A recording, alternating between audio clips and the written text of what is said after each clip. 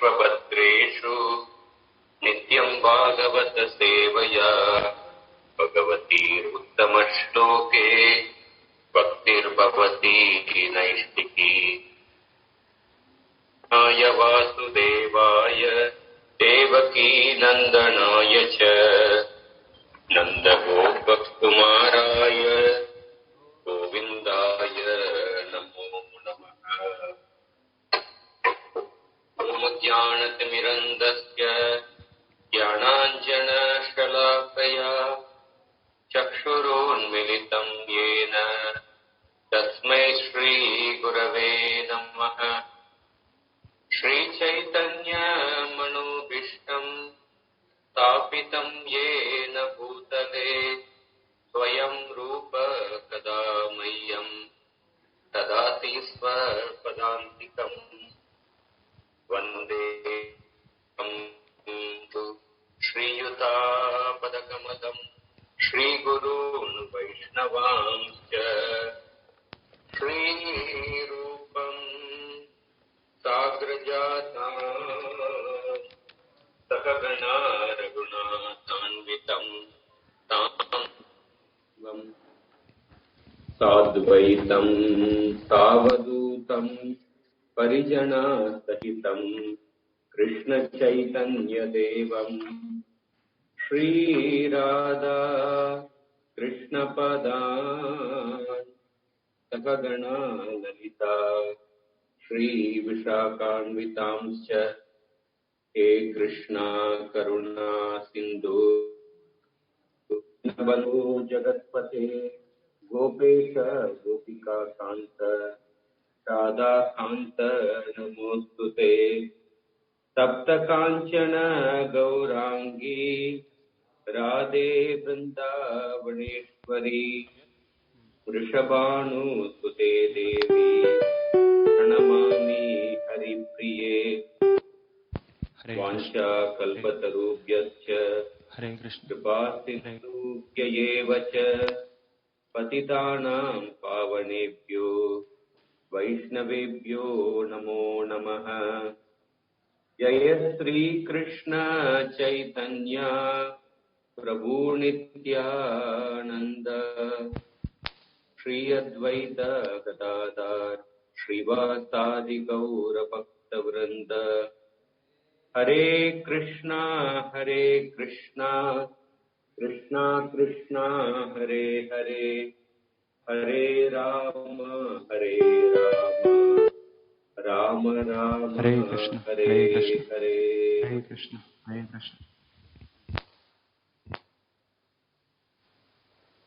Hare Krishna.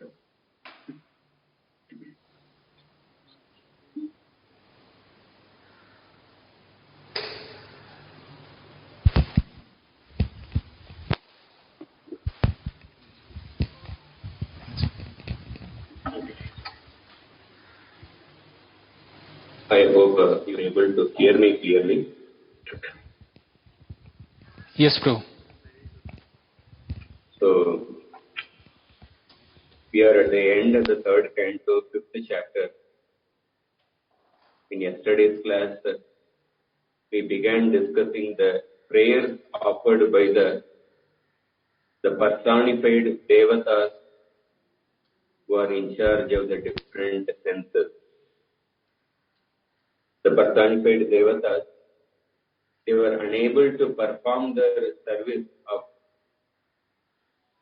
of combining the different elements in helping the Lord in the further stages of creation. At that time, these devatas started offering fascinating prayers to the Supreme Lord. We discussed the first three prayers. There are totally 13 prayers. That was number 39 to 51. In the first three prayers, they mentioned that we take shelter of your lotus feet. The lotus feet of you, it gives freedom from the miseries for anyone who surrenders to your lotus feet. And when a person takes shelter of your lotus feet, it removes, it gives relief to a person from all the misery, from the root, in such a way that material existence, material miseries do not come to a person again. Yanmula keta yatayonja soru samasta samsara dukkam bhagirupshipanti.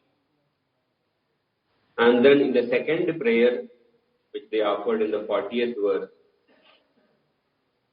the main point they mentioned is that even a person who is highly knowledgeable of the Shastras, simply by the knowledge, one cannot get complete freedom from the material misery. One has to perform devotional service unto you. Therefore, we take shelter of your lotus feet. Shelter of the lotus feet means performing devotional service. And that devotional service itself will lead to full knowledge. That is why two verses are quoted in the purport.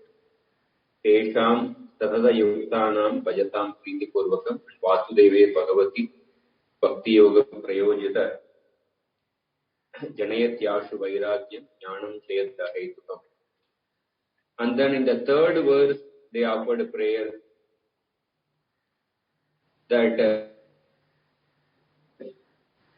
in order to achieve your lotus feet, there are two paths or two ladders. One ladder is actually by taking shelter of the Ganges which emanated from your lotus feet, because your lotus feet is the shelter for all the places of pilgrimage. By taking shelter of the Ganges water, which actually destroys all the sins which have emanated from your lotus feet, many sages, they seek you, or they come to your shelter, or they approach you by taking bath in the Ganges, by taking shelter of the Ganges. And there are other sages, they seek your shelter by studying the Vedic literatures. Just like a traveler, by following the path of the birds, the traveler comes to a tree and takes shelter under the tree. Similarly, the sages, they study the Vedic literatures in order to seek shelter under your lotus feet. Now we go to the 42nd verse. Yashraddhaya Shutavatya cha bhaktya samrujyamane hridaye vadaya jnanena vairagya palena dhira vrajema tattendri saroja pitam. In this particular verse, the Devatas are saying, those who take shelter of your lotus feet by performing pure devotional service, they are the real intelligent people. They are called the wise people. The Devatas use the word Tira. Tira in this verse means they are the wise people or intelligent people. Those who take shelter of their lotus feet by performing pure bhakti. And so we should Vrajema Tattendri Saroja Pitam. We should take shelter of your lotus feet, because realizing those lotus feet in the pure heart by performing bhakti, yet Shraddhaya Shrutavatya cha Bhaktya. How do we perform bhakti? Shraddhaya Shrutavatya. That means by performing bhakti, by hearing the topics of you through the mouth of the Guru, with faith, Shraddhaya Shrutavatya, by performing bhakti, by hearing the topics of you through the mouth of the Guru, by that a person can realize that lotus feet in a pure heart. Samrujyamane. Samrujyamane means, Samrujyamane is an adjective for Hridaye. So the heart which is purified. How the heart becomes purified? By Yat Shraddhaya Shrutavatya cha. hearing the topics of you from the mouth of a guru, when the heart becomes purified, jnanena vairagya balena, then a person attains realization of the sweetness of your lotus feet. Then a person attains realization of the sweetness of your lotus feet. And when a person, that means a person gets the higher taste in bhakti. And then when that person gets a realization, when a person gets a higher taste in bhakti, what it does is that vairagya balena, it actually creates a strong vairagya, or it makes a person disgusted with the material world. And in this way, a person becomes a dhira, or a person becomes dhira, a person becomes wise. So that is the like there are several verses in the scriptures which talk of it. If you use the word dhira, famous verses in the Gita, Matra, Spashtastu Kaunteya, Shitoshna Sukha Dukkada, Agama Apaino Nitya, Tam Titikshasva Bharat. That a sober person is not bewildered by the changes of the material world. A person tolerates the misery and one continues to perform one's duties. And vacho vegam, manasa krodha vegam, jishmara upastha vegam, etan vegam yo vishaheta dhira, sarvam apimam prithivim sasishyat. One who tolerates the urges of the speech, mind, and the senses, he is actually a dhira. Such a sober person is qualified to make disciples all over the world. And another verse which talks about dhira is Vidura speaks to Dhritarashtra in the first canto. Gatas swartam imam dekam virakto mukta bandhanaha avijñāta gatir jakyat savai dhira udahrita. So that person is called as a dhira, a wise person, who gives up his body which has not been used to worship Krishna after rejecting the wealth and the sons and going where no one can find him while practicing bhakti. Here another definition of dhira is given by Vidur, that a person who takes up the path of renunciation by practicing bhakti after rejecting the wealth and family, is called as a dhira. Vidura is trying to inspire Dhritarashtra to go to the forest. Another verse which talks about the dhira in the prayers of the Devatas again, but in the 8th canto. The Devatas' prayers come many places in the Bhagavatam. We can see the first set of prayers offered with Devatas are in this particular chapter. And there are the Devatas' prayers in the 6th canto. And after the birth of Dhritarashtra, the Devatas offer prayers to the Lord. 6th canto, there are prayers offered by the Devatas. And in the 8th canto, after the Devatas lose their position because of disrespecting Devatas, then they offer prayers to the Lord. There the Devatas' prayers come. And the 10th canto, at the time of the birth of Krishna, the Devatas offer prayers.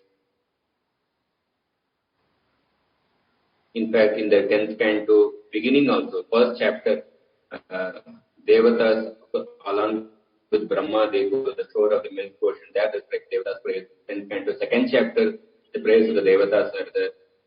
And then before Krishna's disappearance, the 11th canto, 6th chapter, the Devatas headed by Lord Brahma, they come and offer prayers to Krishna.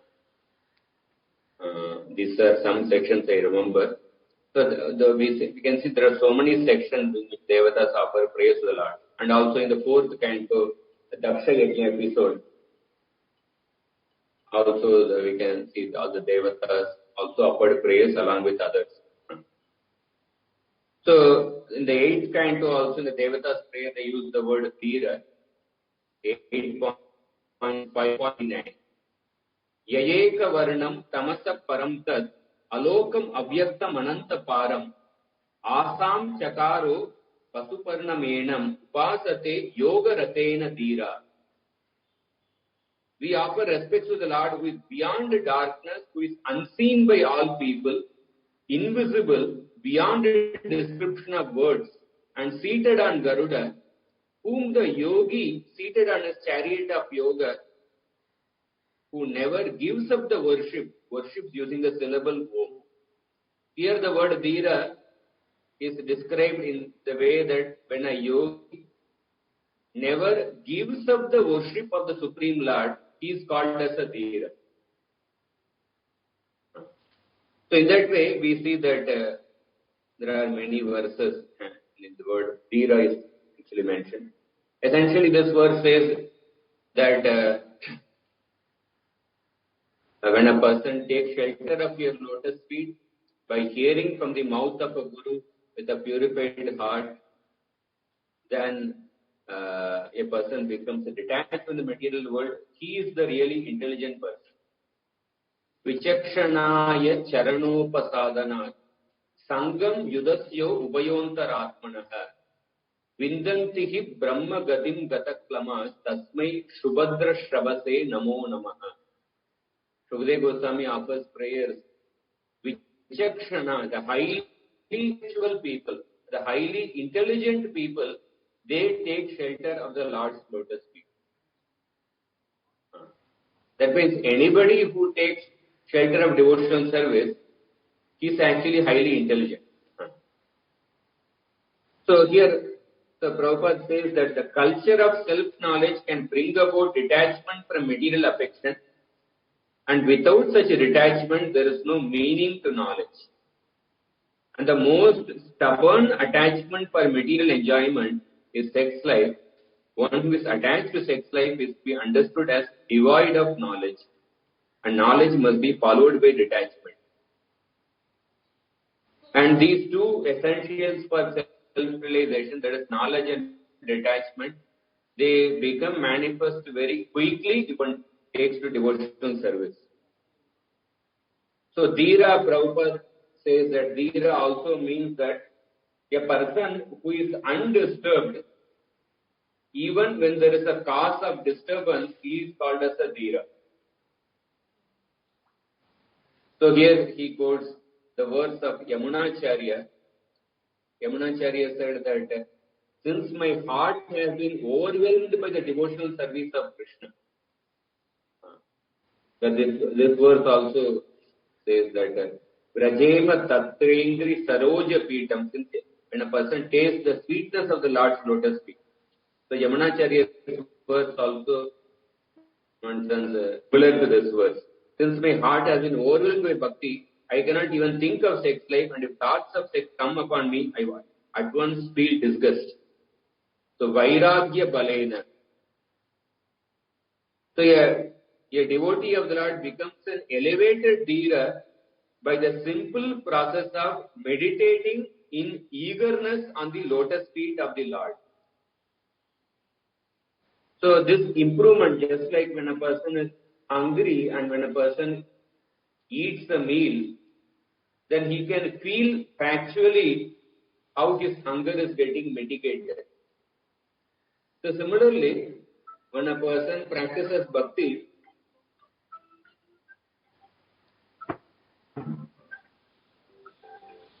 one can factually experience knowledge and detachment, just like a person can experience the mitigation of hunger. Next verse. Vishwasya janmasthiti samyamarte kritaavatarasya padambujam te vrajema sarve sharanam yadisha smrutam prayachatya babhayam swapumsam. So in this particular verse, the Devatas are saying that, explaining how easy the process of bhakti is. Simply remembering the lotus feet of the Lord, a person gets a courage or a person gets fearlessness, abhayam. So we all take shelter of your lotus feet. Prajema sarve sharanam yatisha. We all take shelter of your lotus feet. And who take forms as different avatars for the purpose of creation, maintenance and destruction. Vishwasya janma sthiti samyamarte kritavatarasya padambujamte. You actually take different avatars for the purpose of creation, maintenance and annihilation. So we take your lotus feet, we take shelter of your lotus feet, and when a person remembers the lotus feet, smritam prayachati, when a person remembers your lotus feet, what happens? Abhayam swapumsam. It actually gives one fearlessness. Krishnadas Kaviraj Goswami speaks a verse.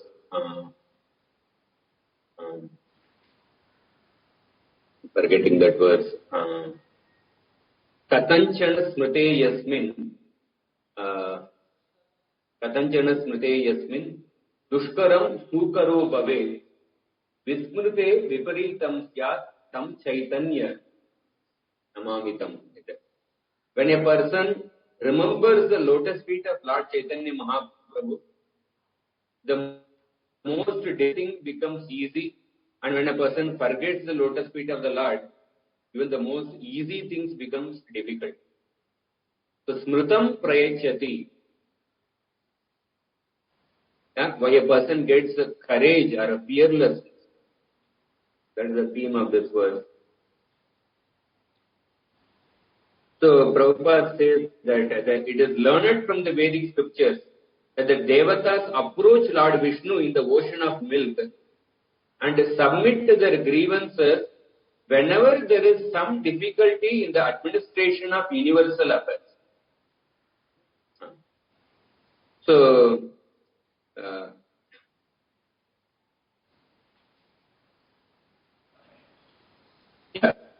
Brahma and Shiva sometimes take side of the demons, but it is not that they become one with the interest of the demons, but sometimes they do something in order to gain control over the demons. Sometimes the Devatas, they give some benedictions to the demons, but it does not mean that they have the same interest as the demons. The Devatas are actually devotees of the Lord. They approach the Lord whenever there is a difficulty. Yatsanubande sati dehagehe mamagamityuda duragrahana pumsam suduram vasatopi puryam bhaje matate bhagavan padabjam.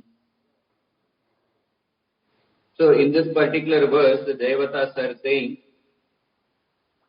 that bhakti to you is very hard to attain for the unfortunate living entities who have strong attachment to material body, house, paraphernalia, and who are absorbed in the conceptions of me and mine. So having glorified the Lord's lotus feet is saying that but devotional service is difficult to attain for certain classes of people. That class of people is mentioned by the Devatas here. So, Bhajema Tatte Bhagavan Padabjam. We worship the lotus feet, which is Duragrahana. Duragrahana means, it's translated as undesirable eagerness. Pumsam Suduram. Suduram means hard to attain. We worship your lotus feet, which are hard to attain or which is difficult to attain. Suduram. For men with a strong attachment. Yat sa anubande. Yat sanubande. Who have strong attachment towards what? Asati deha gehe. Who is hard to attain for men with a strong attachment to deha gehe, to body, gehe, house, and to different accessories related to the body and the house. And mamagam, who are absorbed in the thoughts of me and mine. Mamagam iti uda duragrahanam. So, yeah, Uda Duragrahana, that means like who are absorbed in actually, Uda Duragrahana means who have a deep conceptions of, who are deeply absorbed in different desires in regards to me and mine, in regards to house and wealth and body. To such people, Pumsam Suduram, you stay, it is very hard to attain for such people, or they stay far away from your lotus feet.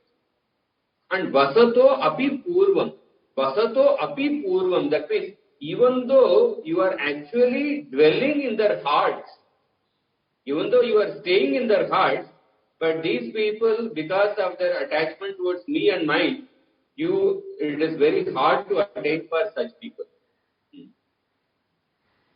So persons conducted by the conception of me and mine can never get liberation from material bondage.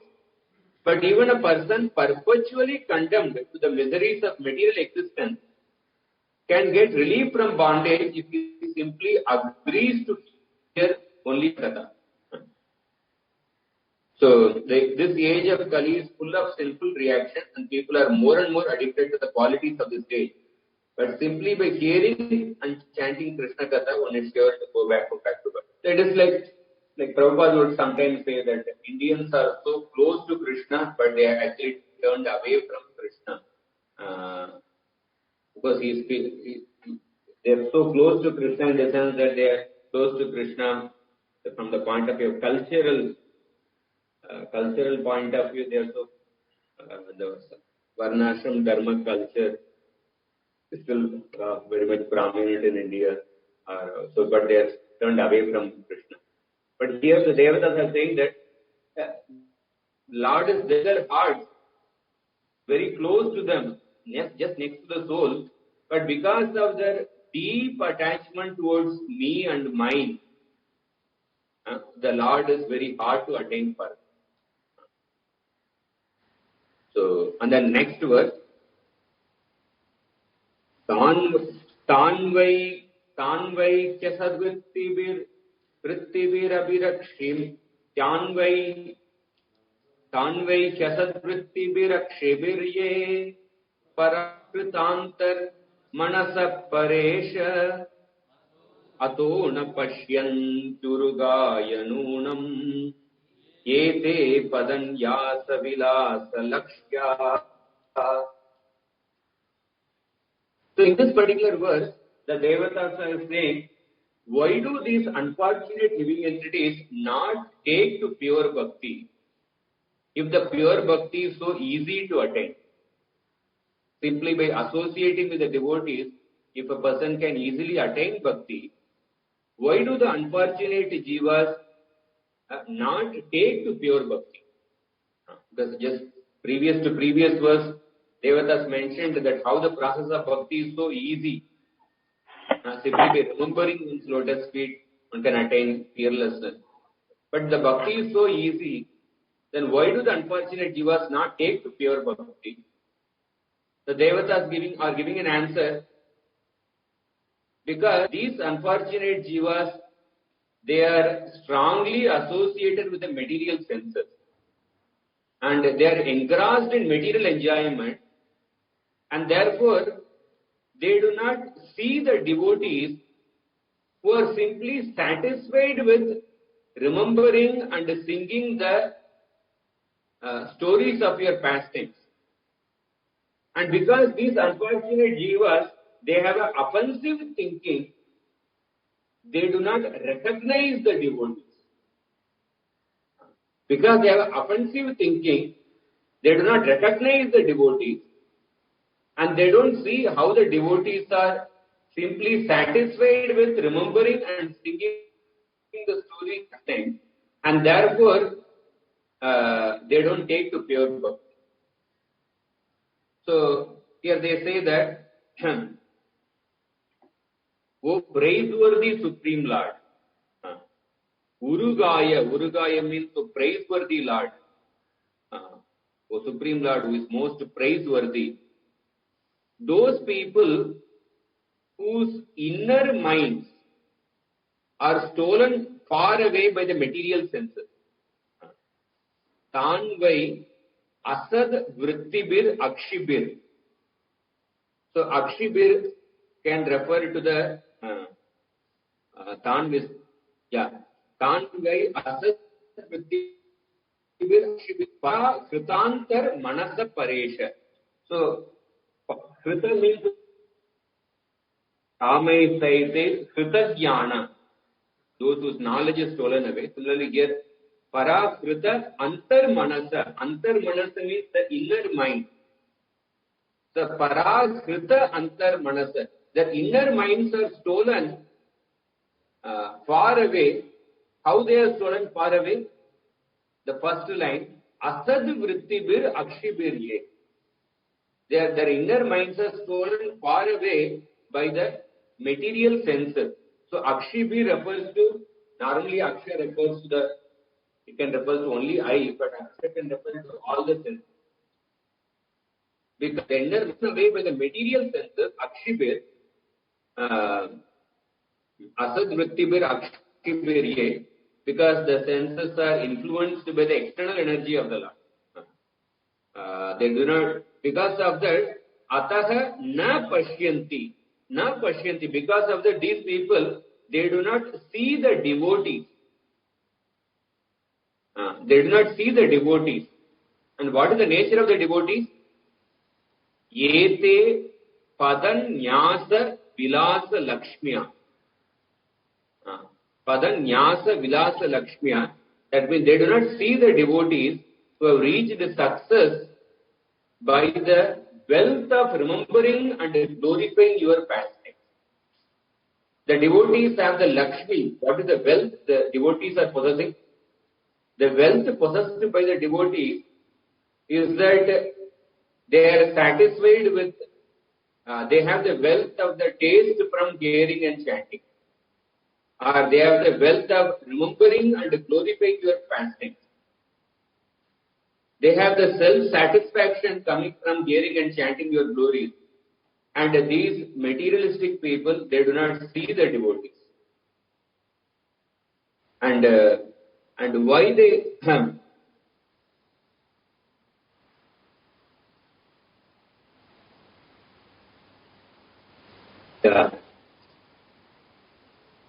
So in this particular verse, Vishwanath Chakravarti says that those whose minds situated in their bodies but are carried far off by the senses. The mind is supposed to dictate the senses, but their minds are carried away a far distance by the senses. Para krita antar manasa. And when they are carried away with the senses, they become engrossed in asad vritti. They become engrossed in material enjoyment, and therefore they do not see the devotee. And their classic example is the Nalakuvar and Manigri. Nalakuvar and Manigri, because they were absorbed in the material enjoyment in the Ganges with the Apsara. And they were seeing Narada Muni right in front of their eyes. Because their minds were absorbed in the material enjoyment, so, the minds were carried away with the senses, absorbed in material enjoyment, they were not able to appreciate the position of Narada Muni. In one sense, Nalakur and Manigri's position is worse than even Kamsa. Because even Kamsa had developed some trust in Narada Muni. Narada Muni is called as Sura Asura Idya. In the 4th canto, 31st chapter, this word comes. Sura Asura Idya. Narada Muni was respected by both the Devatas and the demons. But Nalakuvar and Manigri, in one sense, they became worse than Kamsa, that they could not appreciate Narada Muni, and they just felt, who is this person who is interfering in our enjoyment? So their minds were stolen away with the senses. So it is because of the association with the senses, the devotees possess an abundance of your enchanting pastimes. That means they are fully satisfied with hearing and chanting. And And also another meaning is that these materialists, they do not recognize the devotees who are madly absorbed in the pastimes of the Lord, because the materialists have an offensive thinking. And that is why Prabhupada writes in the purport that Mrigari, he was a sinner, but he was not an offender. Therefore, Mrigari became quickly purified with the association of Narada Muni. But Nalakuvar and Manigiri, they were not simply sinners, but they were offenders. Because they were offenders, therefore, it took a long time for them to become purified. They had to become priests in the next life. And then, of course, by the mercy of Narada Muni, they became purified. But it took many years. But of course, the Lord's devotees do not mind the offenses of the foolish in their many gross and subtle bodily endeavors. So, this is also another verse. We can say this verse is also similar to the Gita verse. Yanisha sarva bhutanam tasyam jagrati samyami yasyam jagrati bhutani sanisha pashyato mune. What is night for a materialist is a day for the spiritualist, and vice versa. The materialist cannot see how the spiritualists are actually conducting themselves, how they are taking pleasure in spiritual activities. And spiritualists cannot see how the materialists are absorbed in materialistic activities. I know that the same theme comes in this particular verse. And now in the next two verses, 46 and 47, the Devatas are talking about the difference between a Bhakta and a Jnani. Or they talk about the difference between the path of Bhakti Yoga and Jnana Yoga. Panena te deva kata sudaya pravruddha bhaktya vishadashayaye vairagya saram pratilabhya bodham yatanjasanvi yurakunta dishnyam. Before I go to this particular verse, one point which I want to highlight from the previous purport of Prabhupada. Previous verse it was mentioned that the materialists, because of their offensive thinking, they cannot appreciate the exalted position of the devotee. In that regard, Prabhupada says, the greatest offense is to deny the existence of the Lord as separate from the individual soul. The greatest offense is to think that the individual soul is same as the Supreme Lord. So, there are people who say that God does not exist. They openly say, I am an atheist, I don't believe in God. But there are other people who may be religious, who may be following, say, religion, but they will say that ultimately the Jiva is same as the Supreme Lord. So these people are even more dangerous because they actually, they appear to be religious, but they say that we understand that God exists. They accept the existence of God, but what they say is that everybody is God. Every living entity is one with God. So the transcendentalists who do not accept the supreme consciousness as separate from the individual consciousness, they are as offensive as the materialists who deny events of the Lord. It's like saying that once a king had a very dear elephant. Like he had that elephant was very dear to him, and he told him, in fact, once that I will never tolerate a person who will tell anything bad about the elephant. And the elephant was so dear to him. Who will say anything bad about the elephant is dead, or anything bad about the elephant. So one day actually the elephant died. And the different ministers and other people, they were thinking like, who is going to deliver this news to the king? And they felt that, because they knew that whoever delivers that news, he will be actually, the king may become so angry, the king actually may beat him, or he will actually exhibit his anger towards the person. So nobody was coming forward to deliver the news. Finally, one minister came forward and he came to the king. He said, I have been going to see the elephants in some days. I went yesterday. I saw the elephant was only lying down. And then the king heard. And then the minister said, the elephant, I was just with the elephant for some time. Even though 1 hour passed, the elephant did not open its eyes. And then the minister said the elephant tail was also not moving. There was no movement in the tail.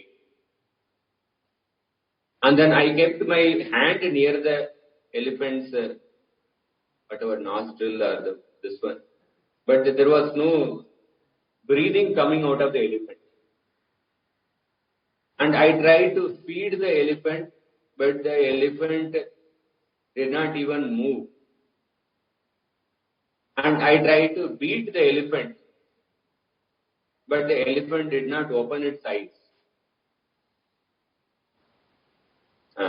And then I tried to scratch the elephant with a weapon, but the elephant did not get irritated. There was no movement at all. Like that, the minister went on telling different things. And then finally the king said, that means the elephant is dead. The minister said, I didn't say, you said it. I didn't say, you said it. So that is how we can say the atheists, they directly say, we don't accept that God, we don't accept the existence of God. But the Mayavadis, they may say that, oh, there is a God, but he does not have a form, he does not have eye, he does not have this thing. Or the living entity is one with God. They will indirectly speak the same atheism. The God does not have a form, he does not have quality, he does not smell, he does not do this thing like that. So that is why Prabhupada says that the transcendentalists who do not accept the supreme consciousness separate from individual consciousness, they are as offensive as the materialists who deny even the existence of the Lord. So some people, they directly say that God does not exist. Some people indirectly, they speak offensively about the Supreme Lord. Yeah, next verse, 46 and 47. So in this verse, in these two verses, the difference between bhakti and jnana are mentioned. Materialists who attain strength and realization of the Lord's sweetness, who attain strength and realization of the Lord's sweetness by pure bhakti, increased through drinking the nectar of your pastimes, quickly attain Vaikuntha. So this verse says that by performing, the devotees, because of the serious attitude, attain the stage of enlightened devotional service, achieve the complete meaning of renunciation and knowledge, and attain Vaikuntha Loka. So the devotees attain Vaikuntha Loka by practice of bhakti, and the jnanis, they attain the Brahman. So Vairagya Saram means essence of detachment, and this is the strength achieved beyond merging in Brahman. So the impersonal Brahma Jyoti, which is achieved by the jnanis, is also achieved by the demons who are killed by the Lord. That means the demons who are killed by the Lord and the impersonalists both are on the same platform. Both are on the same platform. The demons, they directly attack the personal body of the Lord with their weapons, and they get killed by the Lord. But the impersonal, they attack the body of the Lord through the word jugglery by saying that the Lord is impersonal. So both are on the same platform. But the impersonalists, they may appear to be very austere. They may practice a lot of tapasya, etc. But when they deny the existence of the personal form of the Lord, they are on the same platform as the demons. It is like sometimes one may wonder, suppose it's a government law which says that anybody who is coming from the family of freedom fighters, they are entitled for certain concessions. They have a certain quota in the government job or certain government colleges, etc. And all you have to do is that you have to give a proof that your father or a grandfather, he had gone to jail between the year during the freedom movement, between the years say 1920 to 1947. If you produce a certificate, then you are entitled for that particular concession. But suppose a person's grandfather, he went to the jail during that particular period, but because of doing pickpocket, and then but he produces a certificate. The certificate does not mention for what purpose he went to the jail.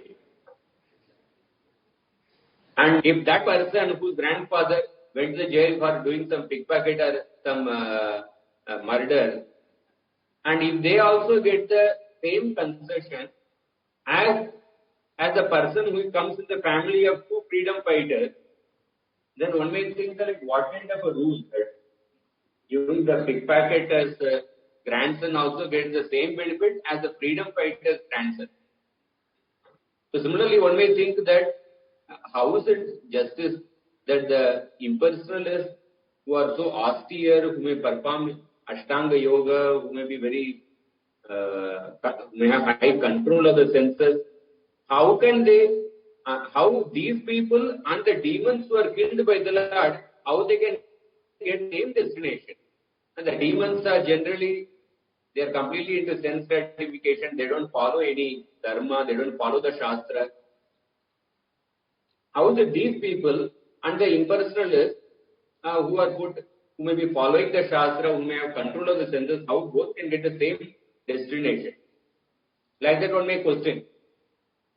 But actually, it is not some whimsical decision, because the impersonalists and the demons, they have the same mindset. The demons, they attack the body of the Lord with the weapons. But the impersonalists, they attack the body of the Lord with the jugglery of the words. And they prove that, oh, God is impersonal. That's what Prabhupada writes in the purport. The regulator has to pass through a jugglery of words which are partially fact and partially a made show for the maintenance of an artificial impersonal status. And in spite of his strenuous efforts to attain perfect knowledge, the impersonalist attains merging into the impersonal oneness, which is also attained by the enemies of the Lord simply because of their being killed by him. Next verse. Tata pare chatma samadhi yoga balena jitva prakritim balishtam swameva dhira purusham vishanti tesham shramasyanatu sevayate. So in this particular verse,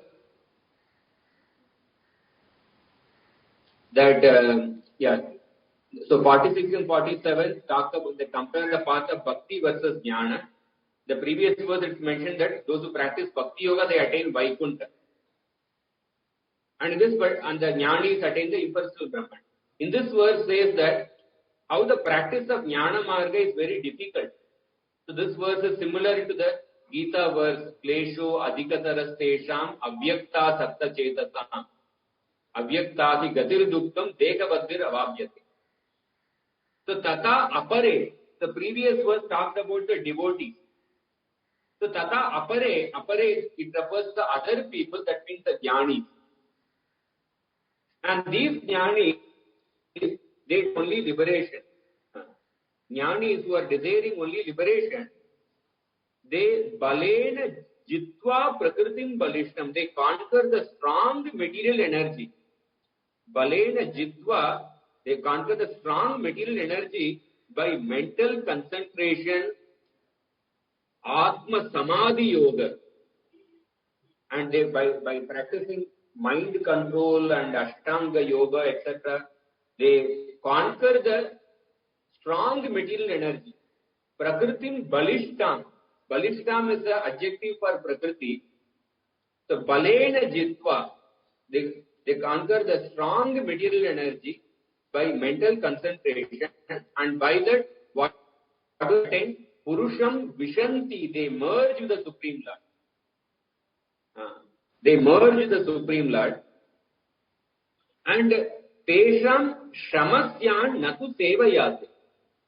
And actually they become very fatigued, they become tired, or they become distressed in order to attain this endeavor, in order to attain this goal. Tesham shramasyan. That means in order to attain this goal of merging into the impersonal Brahman, they had to undergo great effort. Tesham shramasyan. And then the last three words is Natu sevayate. Natu sevayate means, on the other hand, Natu sevayate, it refers to those who practice bhakti yoga, devotional service to the Lord. For them there is no pain. For them there is no pain.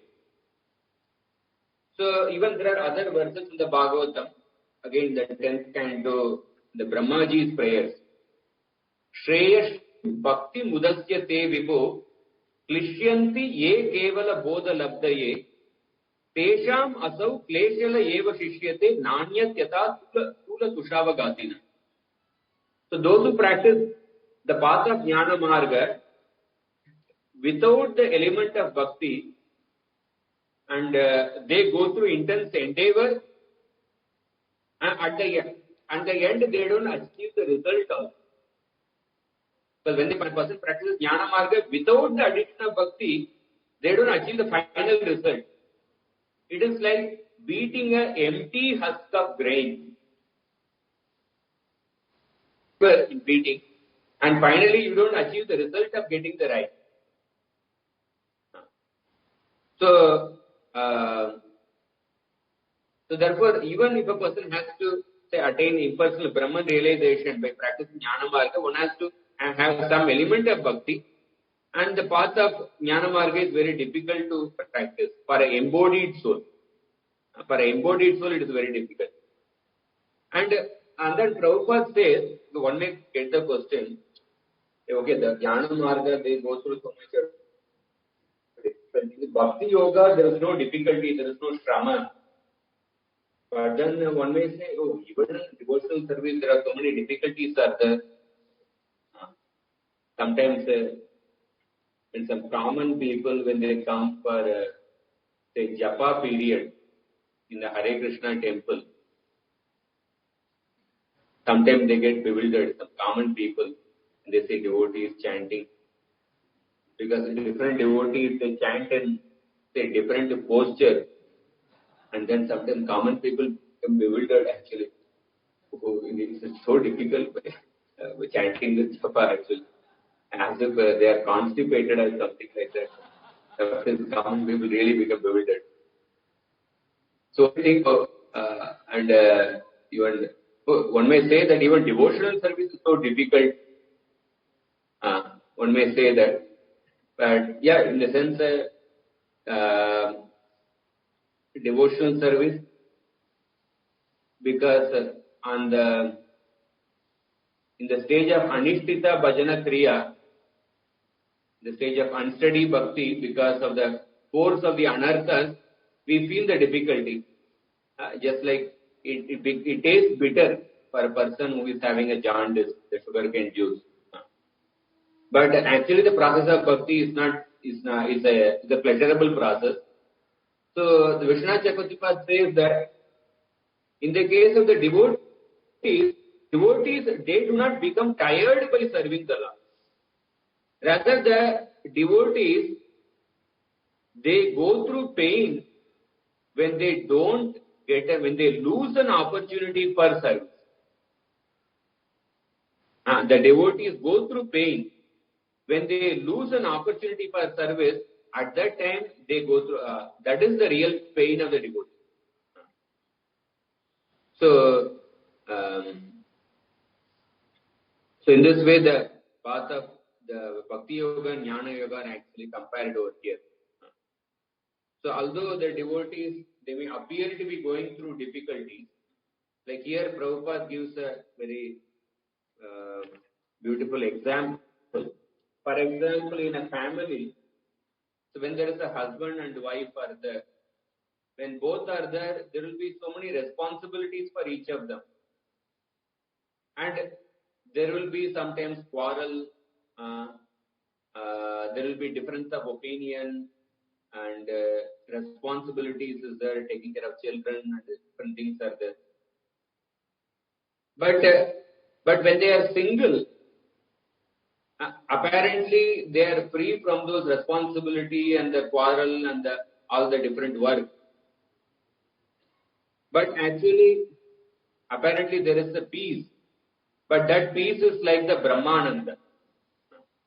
But actually, they feel more trouble when they are alone. Apparently, when they are actually together, there is so much of quarrel and responsibilities, different things are. Like in any place where there is when more than one person is present, whether in a family, in the Grahastha ashram or in the Brahmachari ashram, when there are 50 people or 100 people staying together, or in a room there are 3 people staying together, there will be actually some difference of opinion, some quarrel, this thing will be there. So then one may think, okay, let me just be alone. But actually, when a person is alone, one feels greater trouble than when they are together. So similarly, apparently the jnanis, when they touch into the human, or jnanis, usually they practice the jnana marga alone. They apparently they seem to be having great peace. And sometimes devotees externally, they may appear to go through so many anxieties in trying to perform different services, in trying to perform different responsibilities in the service of Krishna.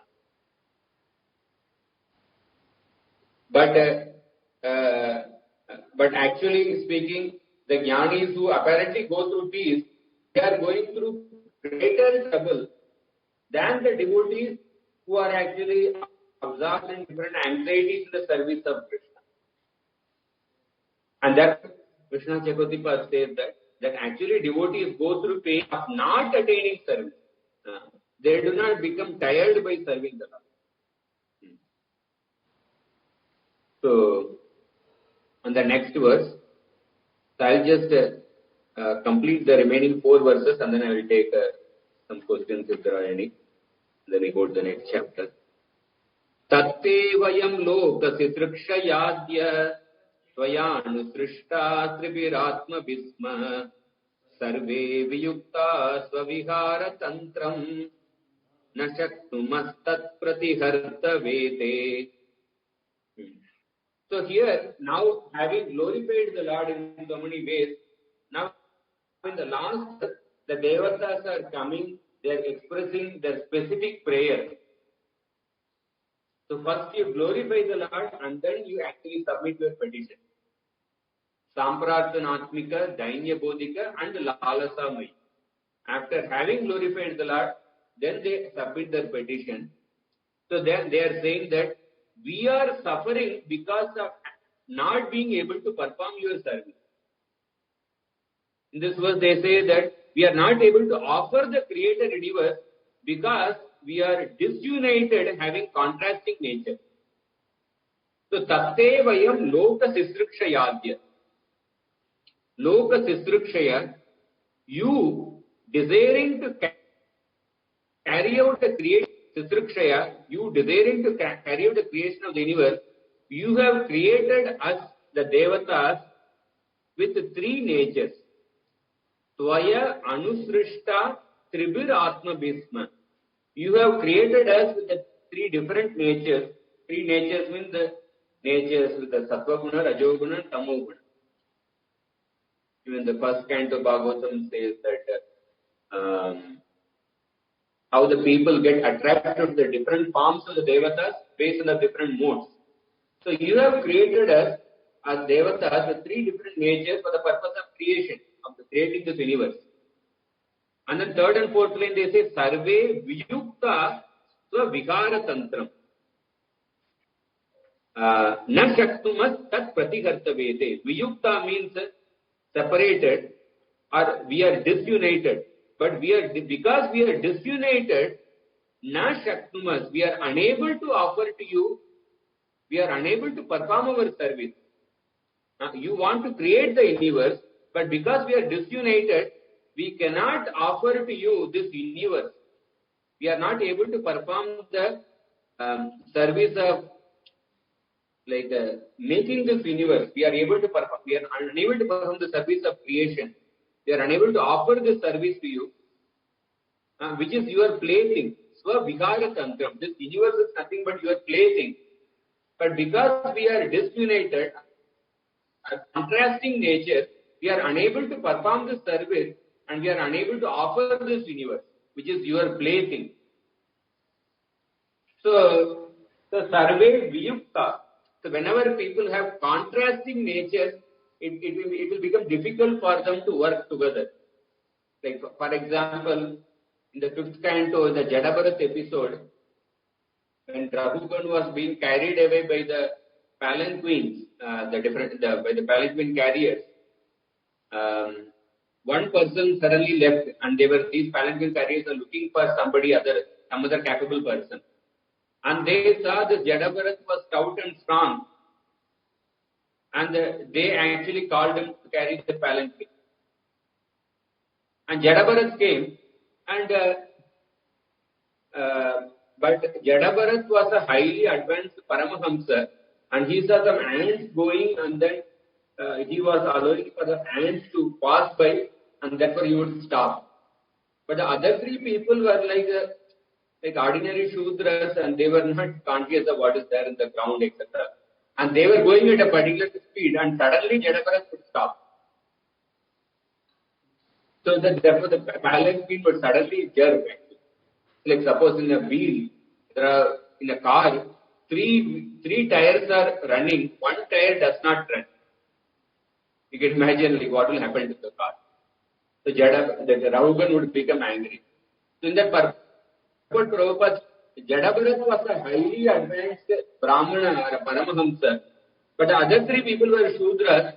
So when such a combination are there, naturally there is bound to be some quarrel, because the other people cannot understand. The other three people were not able to understand exactly the position of Jadabharat. So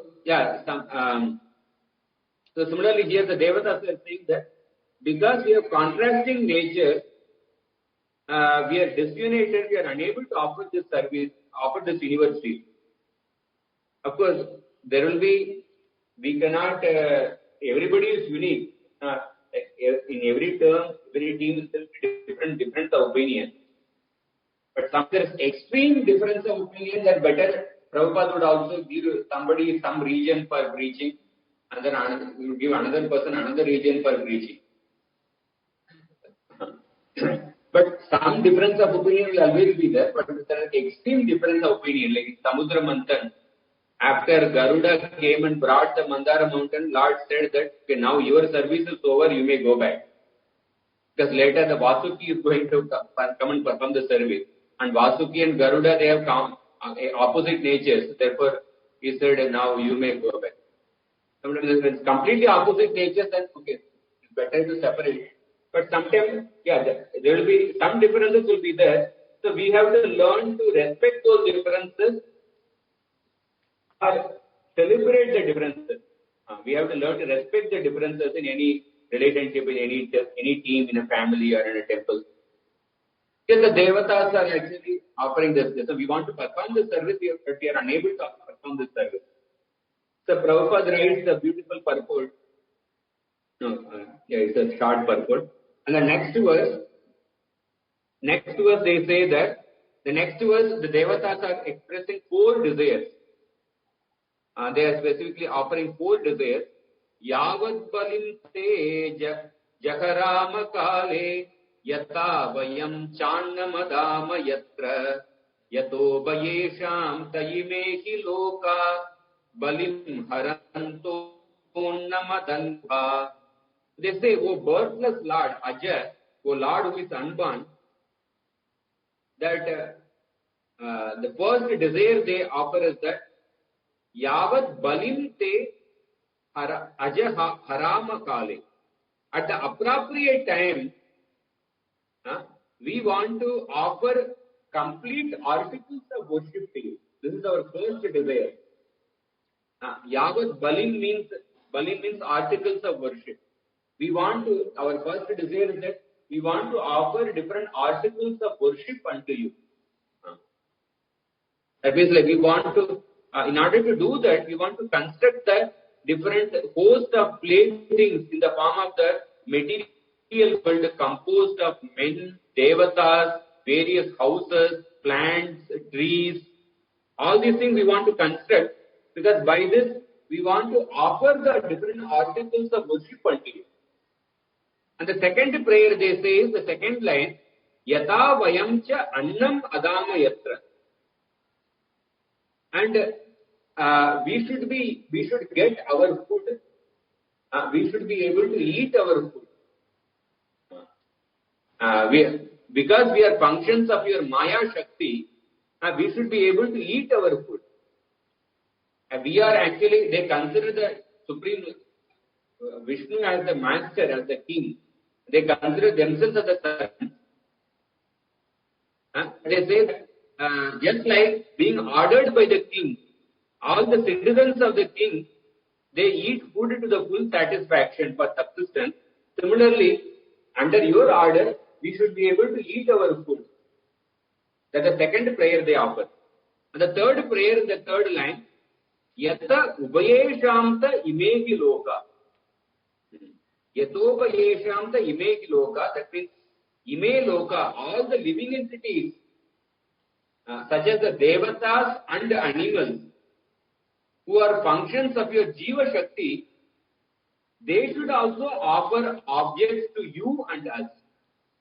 So all the living entities in this world, the different living entities, they should be able to offer different sacrifices to us, devatas, and they should be able to offer different articles of worship and sacrifices to please you. So Ubayesham means to us and also to you. The third prayer is that the living entities should be able to perform different yajnas, and they should be able to offer different articles to us, devatas, and also to you. And then the fourth prayer is Balim Harantonam Adantyamuha. That means and all these living entities, they should get the results of their respective karma. So these are the 4 prayers they are offering here. So Prabhupada writes very beautifully over here. He says that the modern day, he talks about the population problem. People say that there is a overpopulation. But this is not actually shastrically accepted. The devotees or the demigods are fully aware that the Lord can maintain any number of living entities, provided the living entities are conscious of how to eat. If they are conscious of how to eat, any number of living entities can be maintained by the Lord. So if they want to eat like the ordinary animals who have no God consciousness, then there will be bound to be starvation, poverty, and they will live like the jungle animals. So therefore, the main point in this purport is that how the living entities should have the gratitude towards the Lord, and they should offer the footsteps to the Lord. When they offer the footsteps in gratitude towards the Lord, then there will not be any problem of scarcity. Yajna srishta shanashantu muchyante sarva kilbishay. Bhujate de togam papa ye bhajanti these verses are quoted. So one cannot escape the vigilance of the powerful material nature unless he leads a God conscious or a devotional life. So if a person forgets the Lord, one will be living in opulence currently, but definitely the laws of nature, one cannot escape the laws of nature, one will definitely be punished. So here also Prabhupada explains how the Devatas are actually great devotees of the Lord. The Devatas are perfectly aware of the fact that every living entity is a constitutionally and eternal subordinate to Supreme Lord. Yeah, next verse.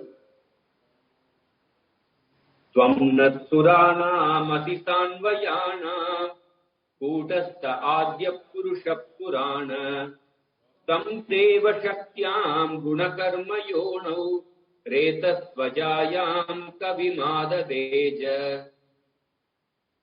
So in this verse, they are acknowledging, they explain the relationship of the Lord and the servant.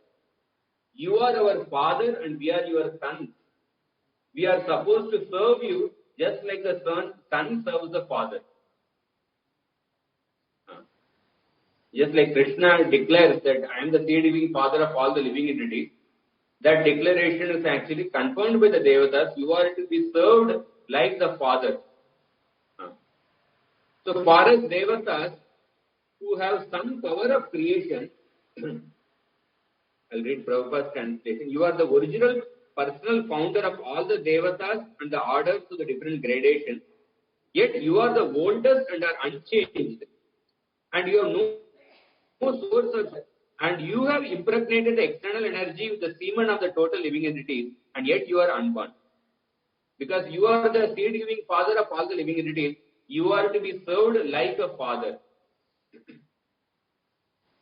That is the substance of this verse. So,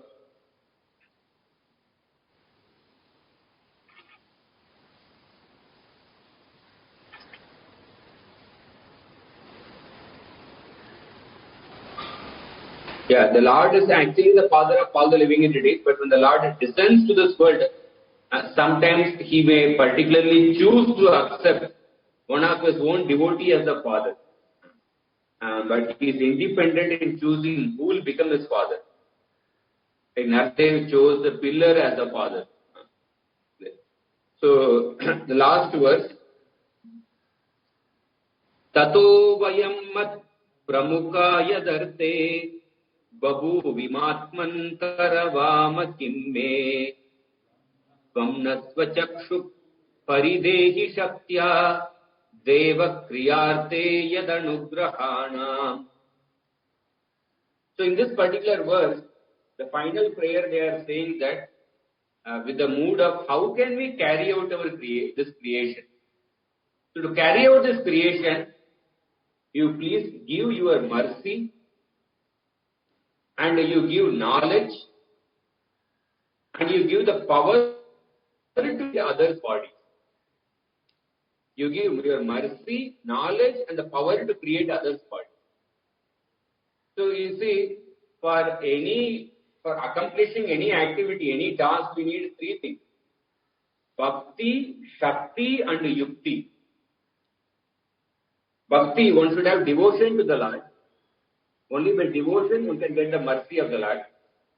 And one should have the particular Shakti, that means one should have the particular skill set or ability to perform that activity. Along with the devotion, one should have develop the particular skill set.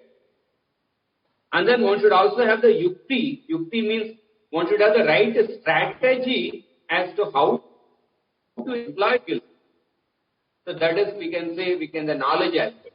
Like Hanumanji, he had Bhakti to Lord Ram and he had a Shakti to cross the ocean, and that was reminded by Jambavan. And also we can see how Hanumanji made expert strategy. He made proper strategy when he went to Lanka. So Bhakti, Shakti and Yukti. Even in a war between the two countries, sometimes one country may have a greater army, another country may have a smaller army, But even a country which is having a smaller army can win over the country with a greater army, provided they have an expert strategy. So therefore, the Devatas are saying that please give your mercy, knowledge, and also power to create the bodies of the living entities. And then they say that we desire that we happily do your service as instructed by you and nothing else. So Supreme Lord, Paridehi means please give us, we who are headed by Mahatattva, we have arisen for action of the order of what to do. We are awaiting your order, we want to carry out your order. Therefore, please give it to us. We need your mercy to act. Yat anugrahanam, we need your mercy to act. And also, and power for carrying out your desired action. And we also desire that we happily perform your service. And Vishnu Chakravarti writes that so sometimes a person may have the service, he may have all the capability, but then one may perform the service with the mood of a grudge. So why did he engage me in this service? So here, but we should happily do service as instructed by you and nothing else. The presiding deities of the element, because of their devotion, had bodies spontaneously constructed by the Lord. Actually, creation, as yesterday also the question came, one question about has not how the Devatas, where are they present? So, Jiva Goswami is writing in this Brahma Sandarbha, the presiding deities of the Devatas, of the elements, the Devatas, because of their devotion, they had their bodies spontaneously constructed by the Lord. They had their bodies spontaneously constructed by the Lord, and they are offering prayers for constructing the bodies of other living entities. So in this purport, Prabhupada says that the purpose of creation is to give an opportunity for the Jiva to enjoy independently from the Lord.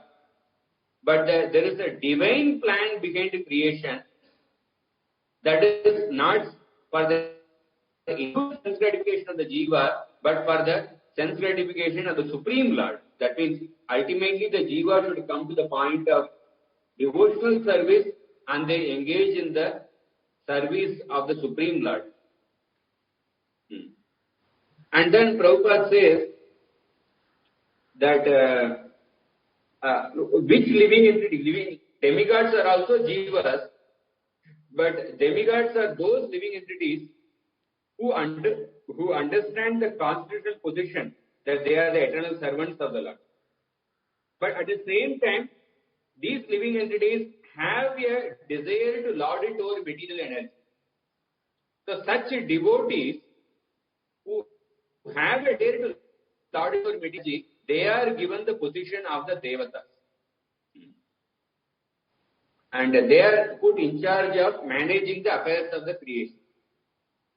Just like in a prison house, some prisoners who are senior prisoners, who have shown some good behavior, and those prisoners are actually put in charge of service allocation of the other prisoners to supervise the other prisoners. So similarly, Devatas are also prisoners, but they have recognized the constitutional position and they are actually given charge of the managing the universe. So therefore, Prabhupada explains that when the devotees, when the Devatas, when they are completely free from the material desire, lorded for matter, then they become pure devotees and then they go back to God.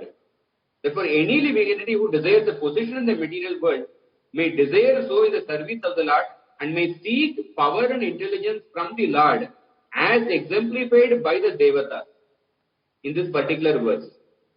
So they are seeking a favor from the Supreme Lord for the intelligence and power to carry out their task. So, in this way this chapter ends, and how the next chapter begins, we'll take it after the break. If anybody has any questions or if they want to share something. Hare Krishna. Hare Krishna, Prabhuji. Yes, Prabhu. So just now you were mentioning about from that Krama Sandarbha about these devatas.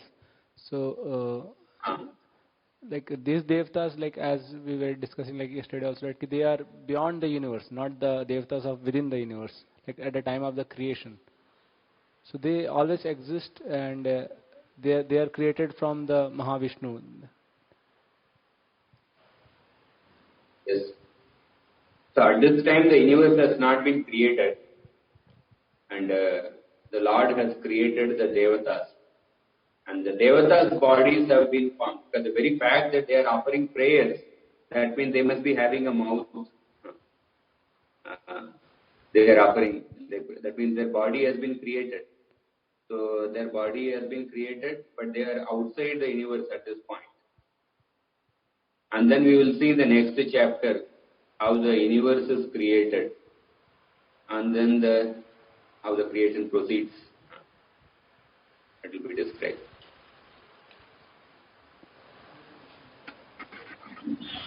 These devatas are actually, at this point, they are outside the universe.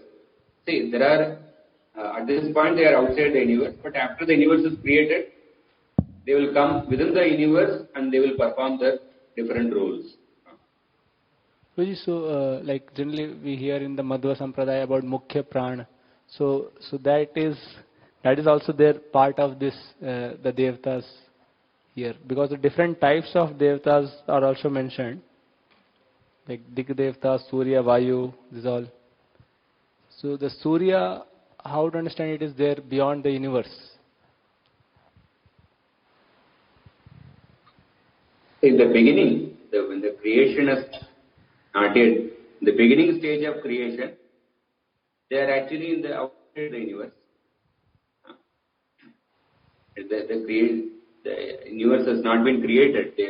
So they are outside the universe, and then by the mercy of the Lord, when they get the power, and then they will perform the different services by entering within the universe.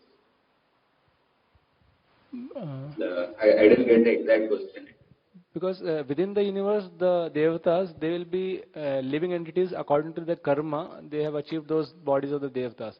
But these Devatas who are beyond the universe, they are like, as you mentioned, they are like devotees. They are part of the universe only, but at this point, the universe has not been created. They are outside the universe, and then they will enter the universe. Okay, for each universe, a set of Devatas are there, and they get into the universe, like that? Yes. Okay. So there are spiritual counterparts of the material devatas. They are beyond the material world. There are spiritual devatas. There is Indra, Brahma. These devatas are there in the spiritual world. And their material counterparts are the devatas in the material world. So these devatas are part of the material world. But they are devotees, but they also have a desire to lord it over matter. Therefore, they are given this position of the devatas.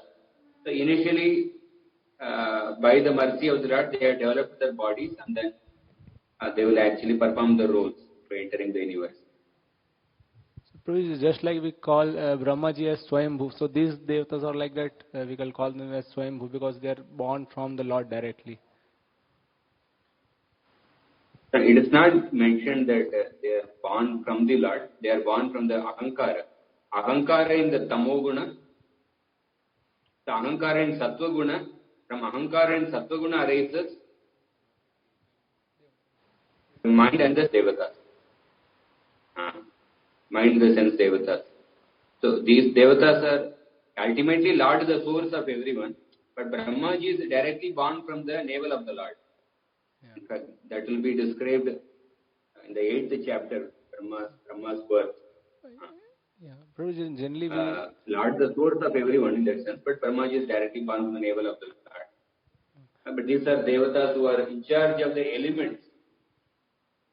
Maybe these devatas are actually from the Ahankara and Sattva Guna, the mind and the different sense devatas arise. So those devatas are in charge of the different senses. But these devatas are described, these devatas who are offering these prayers, these devatas are described as the devatas who are in charge of the different elements, who are actually for every element there is a presiding devata. So these devatas, the presiding devatas of the different elements of the material nature, and from the ahankara and sattva guna arises the devatas who are in charge of the different senses. So these devatas who are offering prayers are the devatas who are in charge of the different elements. In one sense, they have appeared even before Lord Brahma is born. And these devatas, they are offering prayers because all the elements are created, but the elements have to combine together. Just like, for example, making some laddu, dry fruit laddu. Dry fruit laddu, you have different types of dry fruits are there. But only if the dry fruits are there, that's not sufficient. You need some cohesive substance which will actually combine the different dry fruits to make it in the form of a laddu. Rava laddu is there, rava made. But there has to be some cohesive element by which you can make the rava laddu. Ghee has to be added, some liquid which will be the binding force. So these elements were created from the ahankara and sattva-guna, rajoguna, tamoguna. The ahankara and tamoguna arises the different elements. But for the universe to be created, the elements have to be combined. So some cohesive force is required. But these, the devatas were unable to perform that. The devatas in charge of this element. And therefore, they are offering prayers. And in one sense, like these devatas, in charge of this element, they are born before even the Lord Brahma is born. Lord Brahma was born from the navel of the Lord. But these devatas, it's not specifically mentioned they are born from the navel of the Lord. The Lord is the source of everyone because from the Lord's glance upon the material nature, everything, the creation proceeds. In the sense, the Lord is the source of everyone. And the devatas acknowledge that and they are offering these prayers.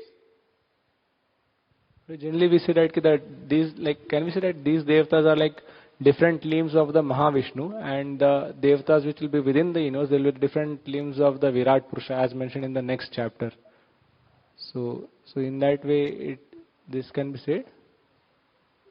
All the devatas are limbs of the Lord only. These devatas are mentioned as the presiding deities of the elements.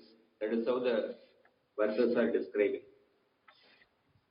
I don't know whether any point is mentioned that they are limbs of Mahavishnu. They are the presiding deities of the elements. That's how it is mentioned. The next question, Narasimha Avatar Prabhu. With reference to demons and impersonalists getting the same destination, it is said that Kamsa, Shishupal and Putana, after being killed by the Lord, got not just Sayujya Mukti but a higher placement. How to understand this? Yeah, sometimes certain demons were killed by the Lord. At that time, if they develop a favorable disposition, then they not only become purified of their sins, but they can attain something higher than Sayujya Mukti, Sarupya Mukti or like that. Putana, that she had a desire to feed Vaman, feed the Supreme Lord. So Krishna removed all her sinful reactions, and then what remained was the desire to feed milk, and therefore she was given the position of a nurse. So essentially, like Krishna never fails in this principle of reciprocation. Ye yatamam prapadyante tam tataiva bhajamyam. So this is a very important verse, which is Ye yata tam tata. Whatever the living entity's disposition,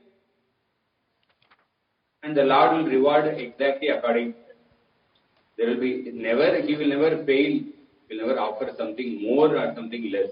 Ye yata tam tata. The living entity takes one step, the Lord also takes one step.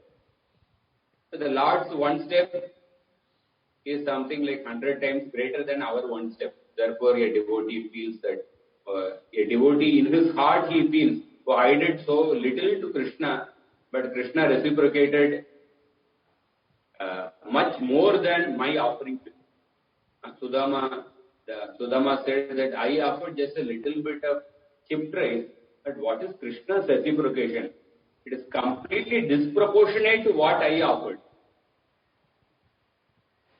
And Bali Maharaj said that I only tried to offer obeisances to the Lord, but in return the Lord reciprocated and so much more. The devotee feels that I did very little. The devotee will always feel like that. I did very little, but Krishna reciprocated much more than what I did to him. But actually that is the Siddhanta, that is the reality from the devotee's feelings point of view. That is we can say the subjective reality from the point of view of a devotee's feeling. But the objective reality is that ye yatamam prapadyante tam tataiva bhajame. How the living, to the whatever extent he reciprocates with the Lord also reciprocates in the same way. Ye yata tam tata. But the Lord also feels, just like a devotee feels that I did so little, God did so much in return. So similarly, Krishna also felt the same thing with respect to Sudama. That Sudama has given this chipped rice with so much of love and devotion. He brought, but I don't have anything to match his offering. I don't have anything to match his offering. Because that was the feeling Sudama had, Krishna also had the same feeling. So, but actually Krishna matched the offering of Sudama. Because Sudama gave his best to Krishna and Krishna gave his best to Sudama. Bali Maharaj gave his best to Vamanadev and Vamanadev gave his best to Bali Maharaj. But from the point of view of the feeling, that devotee and Krishna, they feel that, oh, I did so little, but the reciprocation is so much more. But the Siddhanta is that ye yata tam tata, that depending on how the living entity approaches, the Lord will reciprocate accordingly. Therefore, whether it is Kamsa or Shishupal or Putana, there is according to their feeling, according to their disposition at the time of death, the Lord actually awards the same destination. Hare Krishna Bhaji. Haribo. Bhaji, can I ask one question? I'll just take this last question.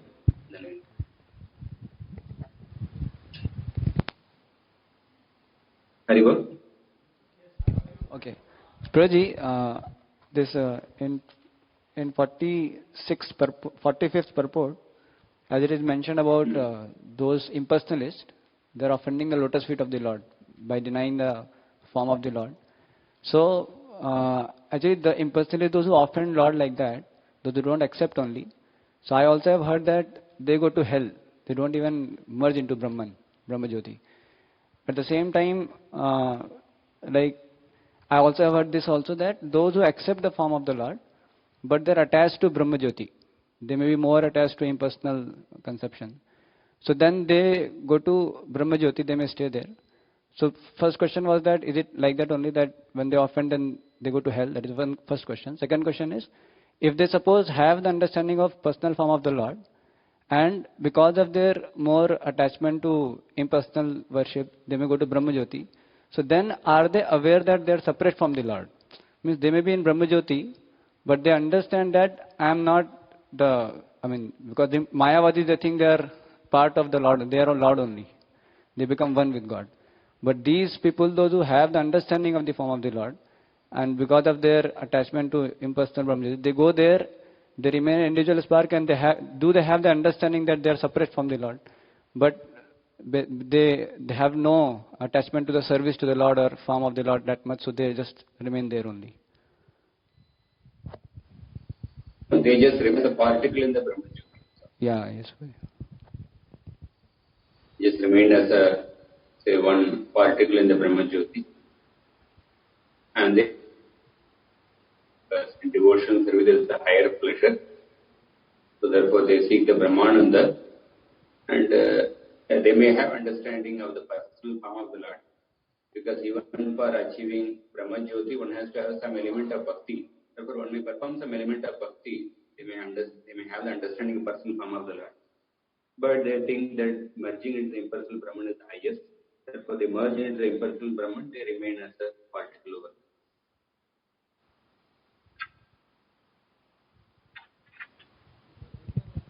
Prabhuji, So I'll go to the next chapter. Prabhuji, so the question is that those who don't, the first part of impersonalists, first category, those who have no understanding only of the personal form of the Lord. So are they, like, they are going to hell only? Because they are offenders. They are not. Those who are offenders of the Lord, those who consider the Lord's body to be material, those who consider the Lord's body to be material, they are offenders. So for that they will get reaction. But those who understand that, okay, they are one with the Lord. Lord's body is transcendental, but they are attached to the impersonal form. So they attain the impersonal Brahma Jyoti by practicing the Jnana. So those transcendentalists, those who have no understanding of the form of the Lord, so they go to hell only, Prabhuji, like that. Those who think the Lord's form is material, okay, they are offenders and they will get the reaction. So it depends upon the offense. The degree they deride the form of the Lord, like that. Yes. So essentially, as I mentioned, that yetamam prapadyante, that the Lord's reciprocation will be there. That if a person thinks that the Lord's form is material, then they are like the demons who are killed by the Lord. No, they are like those who consider the Lord's form to be material. They will get the reaction. They have their apprentice. And those who consider the Lord's form spiritual, but they are attached to the impersonal form, they attain personal. So with these Brahmavadis, they don't think, that means, technically speaking, that Brahmavadis, they don't think themselves to be one with the Lord, like that. They may be there in that eternity aspect, but they don't think themselves to be one with the Lord. Is it correct? Because they have the understanding. They want to be one with the impersonal Brahman. Yes, and because they have the understanding of form of the Lord, but they are not so attached. So that means they don't think that they have become one with the Lord. Is that correct? They become one with the impersonal Brahman. But they have also understanding that Lord. The impersonal Brahman is nothing but another aspect of the Lord. They want to merge into the impersonal Brahman, and that desire is fulfilled by the Lord. But do they think that they have become one with the? They have also become God only, like that? They may think like that. Yeah, they think that they have become one with the Brahma Jyoti. Because the ultimate understanding is that the absolute truth is ultimately impersonal. That is the highest understanding they feel, and they become one with the impersonal. Yes, Prabhuji. But they have also the understanding of the form of the Lord. That way, that becomes a contradictory, I feel. Yeah, I think I explained. We'll take it up at the end. Yes, Prabhuji. Go ahead. So I'll take up some verses. The creation of the universal form is described. Iti tasam svashaktinam satinam asametyasa prasupta loka tantranam nishamya gatimishvaraha. Read the next verse also. Kala samyam tada devim vibrat shaktim murukramah trayo vimshati tatvanam ganam yugapada vishat. So Maitreya Rishi is saying that so in these two verses it explained that first the Lord the elements by his energy of cohesion. So all the elements were created, but the elements have to be combined in order to form the universal egg. Just like I gave that example of a laddu. The different dry fruits are there, but you need the binding element. it could be some people use say dates as a binding element, or I have seen they make some condensed milk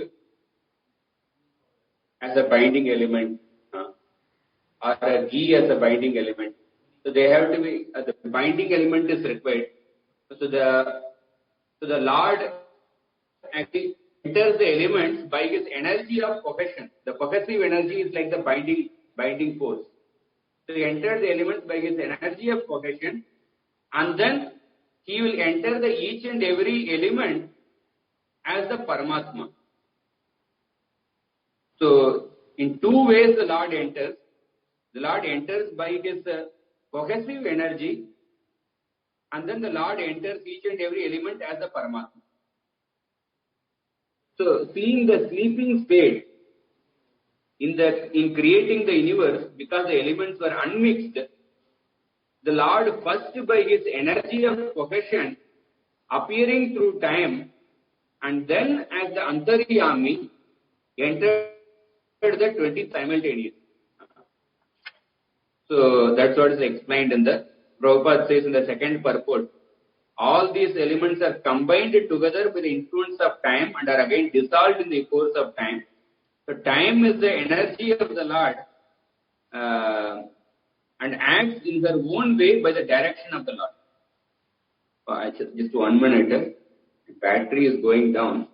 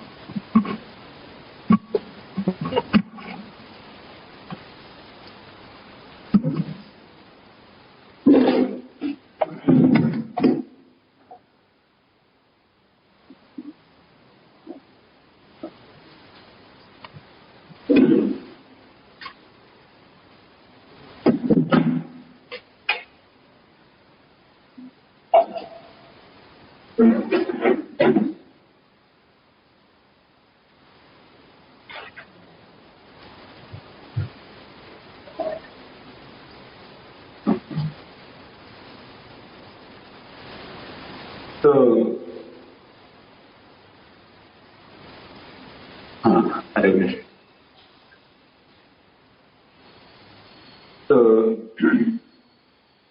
entering with while holding the Prati means the Lord first entered the elements by his energy causing cohesion, and then after 1,000 years, first he enters through his energy of cohesion, and then after 1,000 years he enters each and every element as the Paramatma. So, I'll go to the next verse. So, what are the 23 elements? The 23 elements are Mahatattva, Ahankara, the 5 Tanmatras, the 5 gross elements, and the 11 senses. These are the 23 elements. Of course, there are different ways of counting. The elements are counted. Beyond that, there is soul and super soul. They are also the different. Sometimes there are slightly different ways of counting. Sometimes there is 24, 25, or 26. So essentially these verses say that first the Lord enters through his cohesive energy. The cohesive energy is like the that does or something. The Lord enters to the cohesive energy, and then the Lord enters as a Paramatma. Third verse. Sonu Pravishto Bhagavans Cheshta Rupena Tam Gunam Binnam Samyojayamasa Suktam Karma Prabodayat. Thus, when the personality of Godhead entered into the elements by his energy, all the living entities were enlivened into different activities, just as one engaged in his work after awakening from sleep. So the Lord enters by his Kriya Shakti and awakened the different dormant karmas of the living entities. So all the living entities, they had their dormant karmas, and all those dormant karmas were awakened. The living entities became awakened, and the Lord combined the elements together by his cohesive energy. And then, by this combination, the Virata Rupa was formed. That is what the next verse says. Prabuddha karma daivena trayo vimshatiko ganaha prerito janayat swabir matrabir adipurusham. So there are different 23 elements awakening to action by the Kriya Shakti. They were stimulated by the Lord and they produced the universal form. The universal form was produced. So Prabhupada explains in the previous purport, the third purport, like some philosophers, they say that like when the universe is annihilated, when the living entities, when they go to the state of sleep, that is the final state. After that, there will not be again creation. They say that the dissolution is accepted as the final stage of life by some less intelligent philosophers. This is more like a Charvak theory. Charvak theory says that like after death in this particular lifetime itself, that is like the final stage.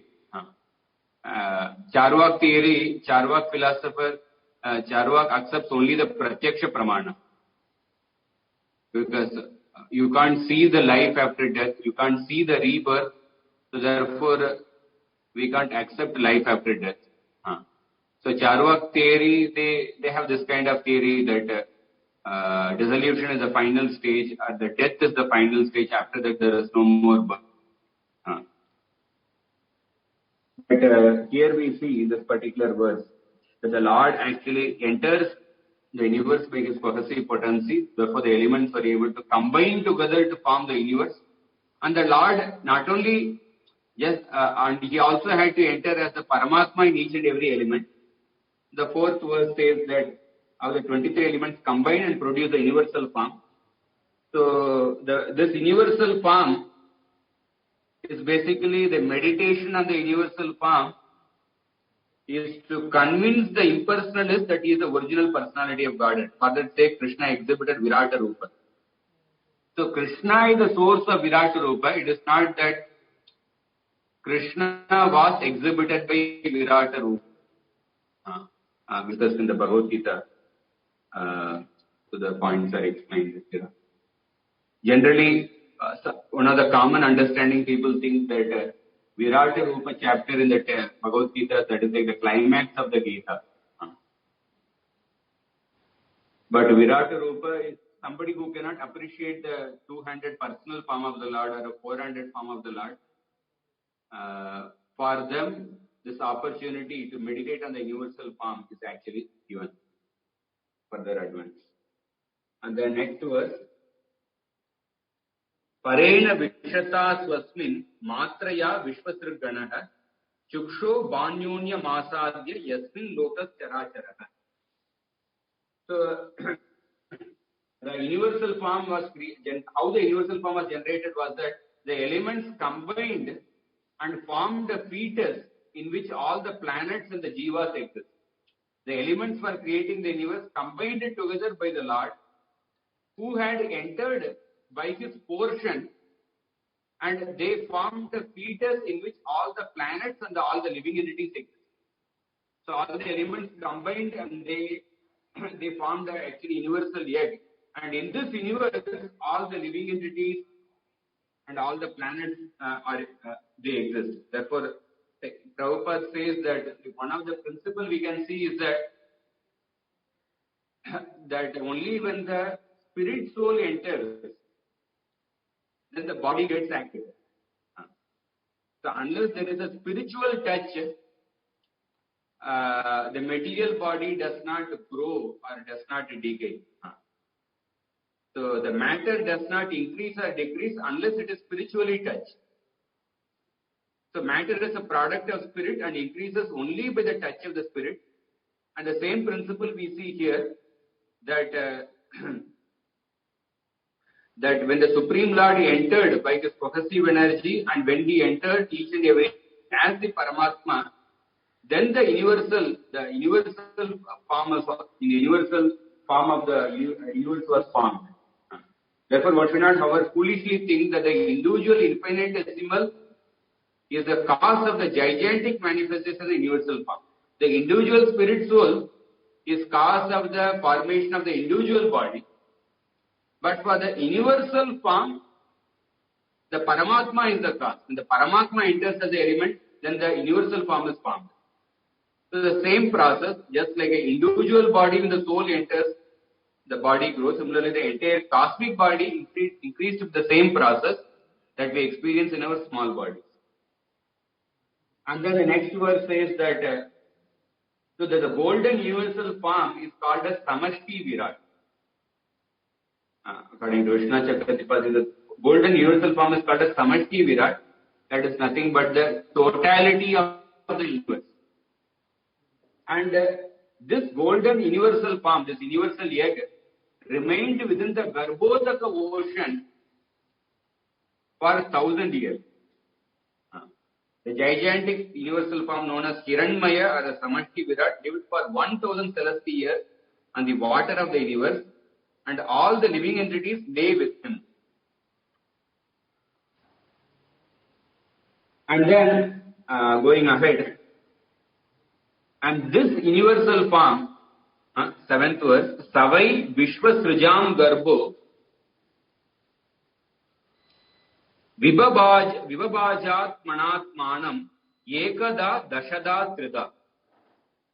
So this universal egg divided itself into 1 Jiva Shakti, Ekada, and 10 Prana Shakti, that is Dashada, and 3 Atma Shakti. So the fetus composed of the elements, which was endowed with Jiva Shakti and Atma Shakti, divided itself up into 1, 10 and 3 parts by its own powers. So these points become more distinct. They are more distinctly mentioned in Vishnu Chakravarti's the translation. Therefore, I took that. So Prabhupada says that the total energy of the Mahat Tattva in the form of the gigantic Virata Rupa divided by himself into the consciousness of the activity. Life of activity refers to Prana Shakti, and self-identification, that is the Atma Shakti, 1, 10 and 3. So 1 Jiva Shakti, 10 Prana Shakti and 3 Atma Shakti. So what are these different Shaktis? That will be explained in the next verse. So Prabhupada, like one point he says, of course in the next purport he will describe about the 10 life years, next purport. But this purport also it is mentioned. The years of life are called Prana, Apana, Udana, Vyana, Samana, Naga, Kurma, etc. The consciousness of the soul becomes polluted by the material atmosphere, and thus various activities are exhibited in the false ego of bodily identification. And these various activities are described in the Gita as Bahushaka Kyanantascha. So activities performed under the false ego, they are actually described as Bahushaka Kyanantascha Buddhayo Avyavasayena. So Bahushaka Kyanantascha means under the influence of false ego, a person has many different goals. one has many different goals.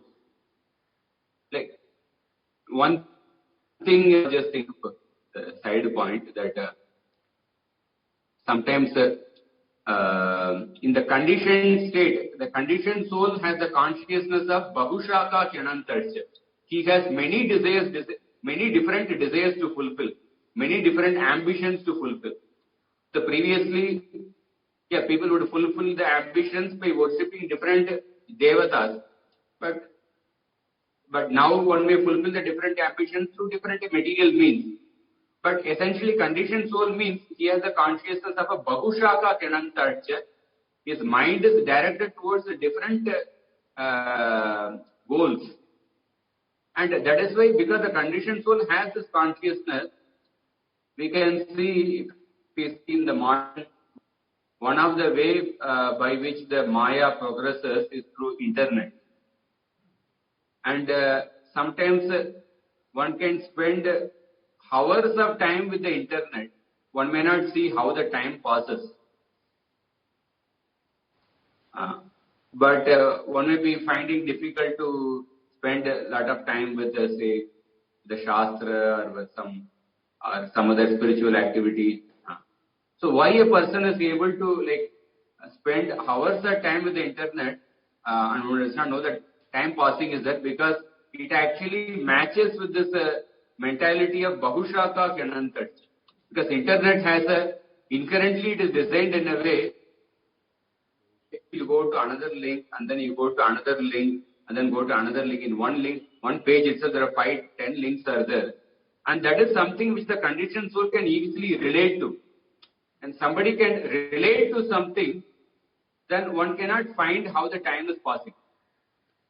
Because internet is something, it perfectly fits the Bahushaka concept. Listen, a person has many different desires and many different directions. The internet is developed like that. The conditioned soul consciousness is Bahushaka Kyanantarcha. So in pure consciousness, the activity is one.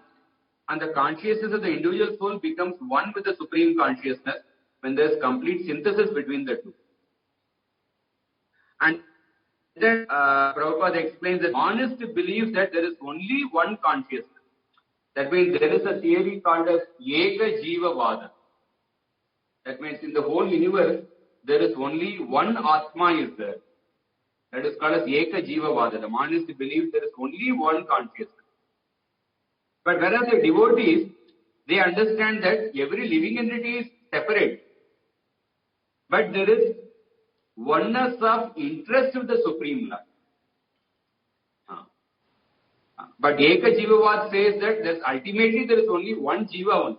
That is one type of Mayavad theory. There are different types of Mayavad theory. One type of Mayavad theory is Eka Jiva. But the devotee understands that, okay, every living entity is separate, but ultimately there is oneness of interest with the Supreme Lord. But when a person does not realize that oneness of interest with the Supreme Lord, then he has the mentality of Bahushaka Kyanantarcha. And I'll end with this last verse, 8th verse. Yesha Ashesha Sattvanam Atmamsha Paramatmanaha Adyovataro Yatrasau Bhutagramo Vibhavyate. So this verse describes the characteristics of this universal form. So all the elements combined and they combine to form the universal fetus. This universal fetus, which is composed of the elements, this universal fetus is composed of Jiva Shakti, Prana Shakti and Atma Shakti. And Jiva Shakti is one Jiva Shakti, Prana Shakti is 10 Pranas are there, and Atma Shaktis are 3. So this universal form is described more in this 8th verse. Yeshat Ashesha Sattvanam. The gigantic universal form of the Lord is the first incarnation and the plenary portion of the Super Soul. He is the self of an unlimited number of living entities, and in him rests the aggregate creation which thus flourishes. So, Ashesha Sattvanam. Ashesha means unlimited. So this universal form is the soul of unlimited living entities, or is the soul of the unlimited beings. And Atma Amsha Paramatman. This universal form is the Jiva in relation to Paramatma. Or is the universal Jiva here, or this universal form is the Amsha in relation to Paramatma. This universal form is the Amsha of the Paramatma. The Adyovatara Yatrasu. Adya Avatara means this universal form is the first avatar, is the original avatar, and Bhuta Grama Vibhavyat. Within this universal form, all the living entities appear. So there are 4 points mentioned about the universal form. First point is Ashesha Sattvanam. This universal form is the soul of unlimited beings, because all the living entities are going to take birth within the universe. And Atmamsha Paramatmana, that means this universal form is an Amsha of Paramatma. And third point is Adya Avatara. It is the original avatar of the Paramatma, or the first avatar of the Paramatma. And the fourth point is Bhuta Grama Vibhavyate. Within this universal form, all the living entities will appear. And then in the next verse, that the one Jiva, 10 Prana Shakti, and the 3 Atma Shakti, they are described in the next verse, which we'll actually take up tomorrow. So this is a continuous description. Essentially, in this chapter, what we have discussed so far is that the Lord entered as the cohesive energy, and he combined all the elements, and then he also enters as a Paramatma in each and every element. And then the Lord awakens the dormant karmas of the living entities. The dormant karmas of the living entities are awakened. And then these 23 elements, when they are combined with the cohesive energy, to the universal form. And this universal form, it took up the form of a fetus. And in this universal form, all the planets and the living entities will actually exist. And this universal form is golden in color, Kiranmaya, and it is called as Kiranmaya or Samashti Virat, and it is the totality of the universe. And this universal form remained in the waters of the Garbhodaka ocean for 1,000 years. And then we discussed that this universal form is divided into 1 Jiva Shakti, 10 Prana Shakti, and 3 Atma Shakti. And this we will discuss in the tomorrow's class. And characteristic of this universal form, it is the soul of unlimited living entities, and it is the Amsha of the Paramatma. It is the original avatar, and within this form, all the living entities will appear. So we'll begin from the 9th verse tomorrow. So if anybody has any questions or comments, we can. Hare Krishna. Prabhuji, we hear that the different universes, they come from the pores of the body of Mahavishnu. That is one explanation. At the same time, we see that Mahavishnu glances on that Mahat Tattva, and then the creation happens. So how do the two things, like, they appear to be little different, the way creation is happening? One is that the universes are coming from the body by the breath and from the bodies of Mahavishnu, and another way he's glancing on something outside him, and then the agitation of Mahat Tattva is taking, and then the different things are coming. And then also we see here in 3.6.6 that the universe was, like Vishnu Chakra Thakur's purport, he writes that the universe was within the Karana water. So these three things, can you explain? So what I understand, or what I heard, the universes emanate from the pores of the Mahavishnu in a seed form, and the Mahavishnu glances upon that seed. Mahavishnu glances upon that seed, and then each and universe they further develop. They emanate from the pores of the Mahavishnu, and then Mahavishnu glances upon those seed of the universe, and then the universe gets developed. Prabhuji, but That way we can. yeah, but we hear that it is a totality. The whole Mahat Tattva is one lump of the existence, like material existence. It is not like when we say different universes come and then the glance is taking place. That means there are different things. Many lumps of universes are there. But when we talk about Mahat Tattva, Prabhuji, but when we talk of Mahat Tattva, so that is like it is always described as a one lump of the totality of material things together, not as different small universes which are yet to be glanced by the Lord. No, what I understand is that there is a description of the one prototype of the creation of the universe. That what is being described over here is that how one universe is being created. So from Mahavishnu's pores, different seeds of the universes emanate. When the Lord glances upon each of those seeds of the universe and how that particular seed transforms into that particular universe. So there are different particles of Mahatattva. One Mahatattva is for one particular universe. But in relation to that universe, there is a lump of Mahatattva for that universe. And then lump of Mahatattva. And another lump of Prakriti. And from that Prakriti, Mahatattva comes like that. So there is one prototype is being described.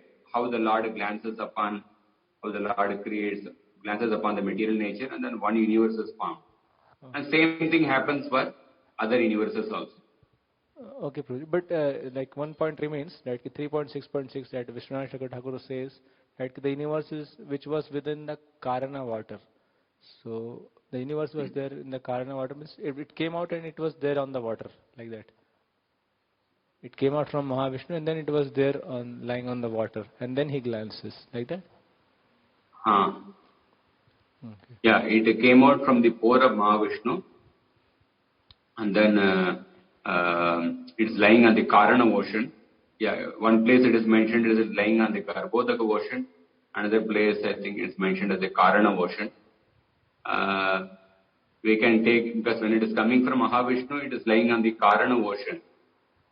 And then within that universe is the Garbhodaka ocean. Actually.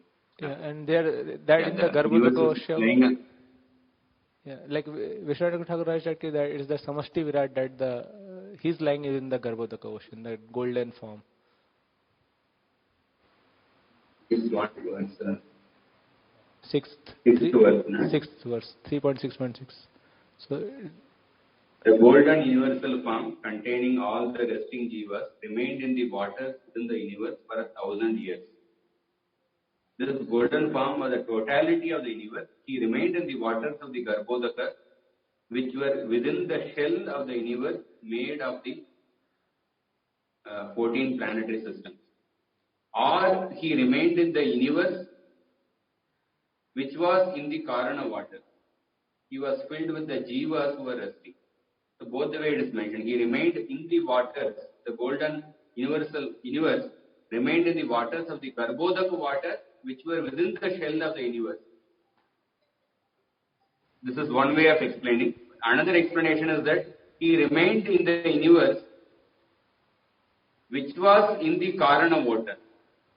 He remained in the universe, which was in the Karana ocean, and as he was filled with the jivas who were resting. So it is explained both ways, that the universe was lying in the Garbhodaka ocean or it was lying in the Karana ocean. Both explanations are given. The Garbhodaka ocean is within the universe. So the Mahavishnu, like the Virata Rupa is lying within the Garbhodaka ocean. That is how it means, no? The Virata Rupa was lying in the Garbhodaka ocean. Yeah, and for 1,000 years. And the universe is on the Karana water, like that. Like both explanations are there. We can't, it's not mentioned this is right as this is wrong. And like one way is mentioned as that, okay, the universe was lying in the Karana ocean, in which the Mahavishnu is actually there for 1,000 years. The universe was lying in the, remained in the universe which was in the Karana water. Or another way to say is that this universe was lying within the Garbhodaka water, within the individual universe. So, both explanations are given.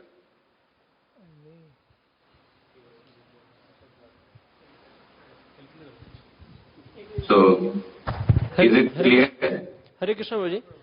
Guruji, will it be correct to say that from Mahavishnu pores, universes come out in seed forms, and then after that, through his glance, the subsequent creation phase takes place in each universe, the way we heard in this chapter? Like Pradhan, and then Mahatattva, and then false ego, and then Ahankar in mode of goodness, passion, ignorance. Is it correct if we say like this? What the first line you mentioned?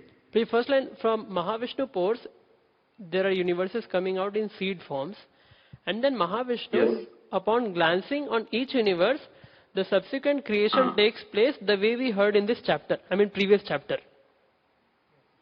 Yeah, that's what I mentioned. From Mahavishnu's pores, the universe come out in seed forms. That's what I had heard. Mahavishnu's pores, the universe come out in seed forms. And then on each of the seed, Mahavishnu glances. Correct. And then the universes develop. Like that. So each universe develops the way we read in last chapter. Correct? Yes, correct. Yes. Thank you, Prabhuji. So I'll just take up the questions in the chat box. Gaur Leela Prabhu, I think before that there is a question. When Brahmaji was created, before these demigods or after? So according to the description in the Bhagavatam, it appears that Brahmaji was created after these devatas, because when you see from the sequence of these chapters, first these devatas in charge of the elements were created, right? And then the Brahmaji's birth will be described in the 8th chapter. So it appears from the sequence of the Bhagavatam description, Brahmaji was created later. But of course we say Brahmaji is the original person, is the first living entity we have. I think we have also heard in many places. But in this sequence it appears Brahmaji. I'll have to think if there is any, how to reconcile that.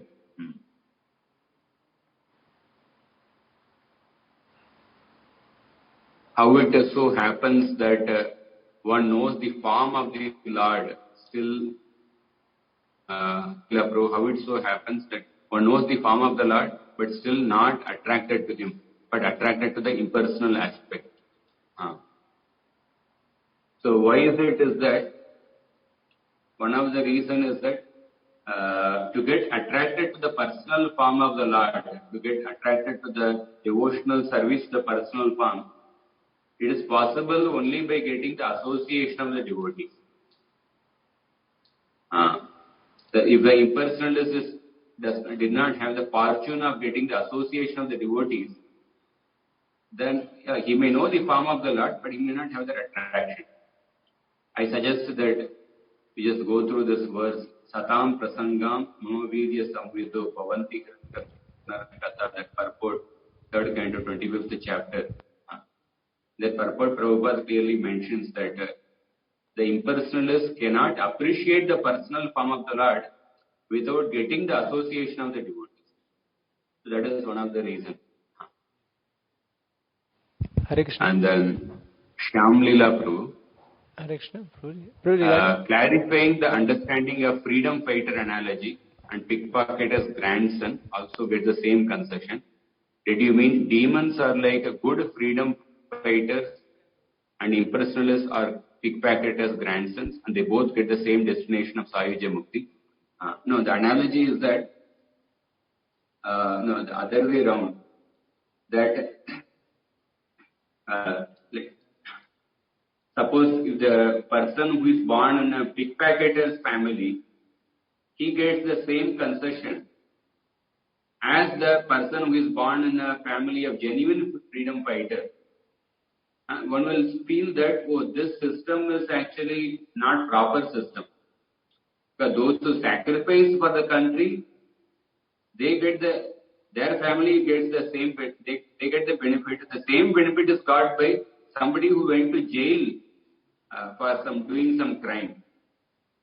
So similarly, one may argue the impersonalists are compared with the freedom fighters. The freedom fighters, they made a sacrifice.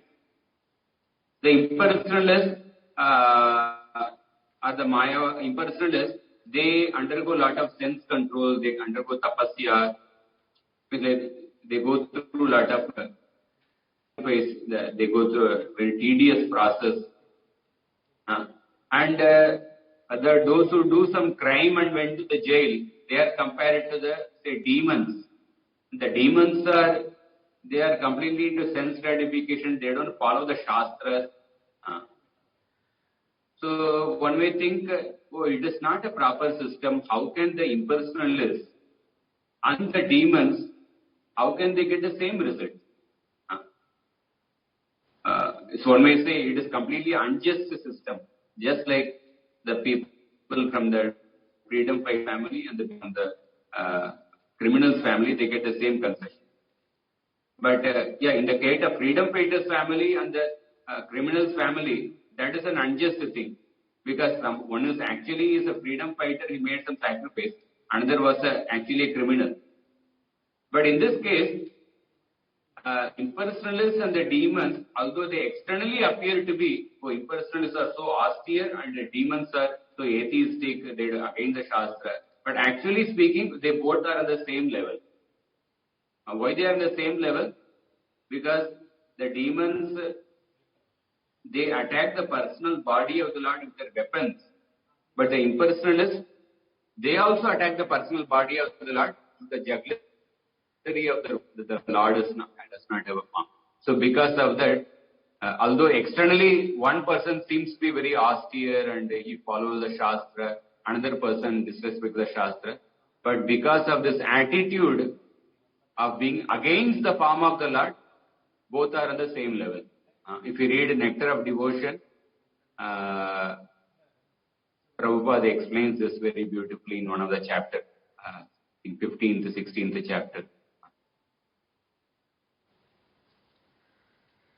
Gaur Leela Prabhu, clarify the difference between Jiva, Prana and Atma. I think this will be discussed in the tomorrow's class.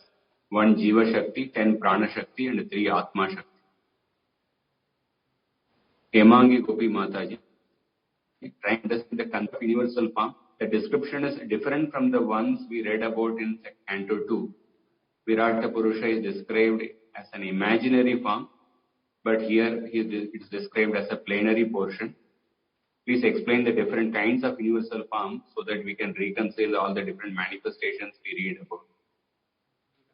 Maybe I'll discuss it more tomorrow. Universal form is actually an imaginary form.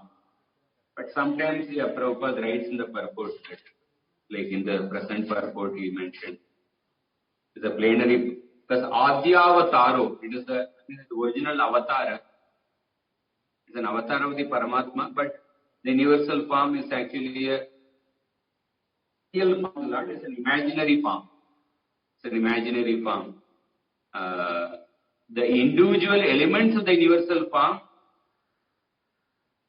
they are actually factual, but the whole universal form is an imaginary.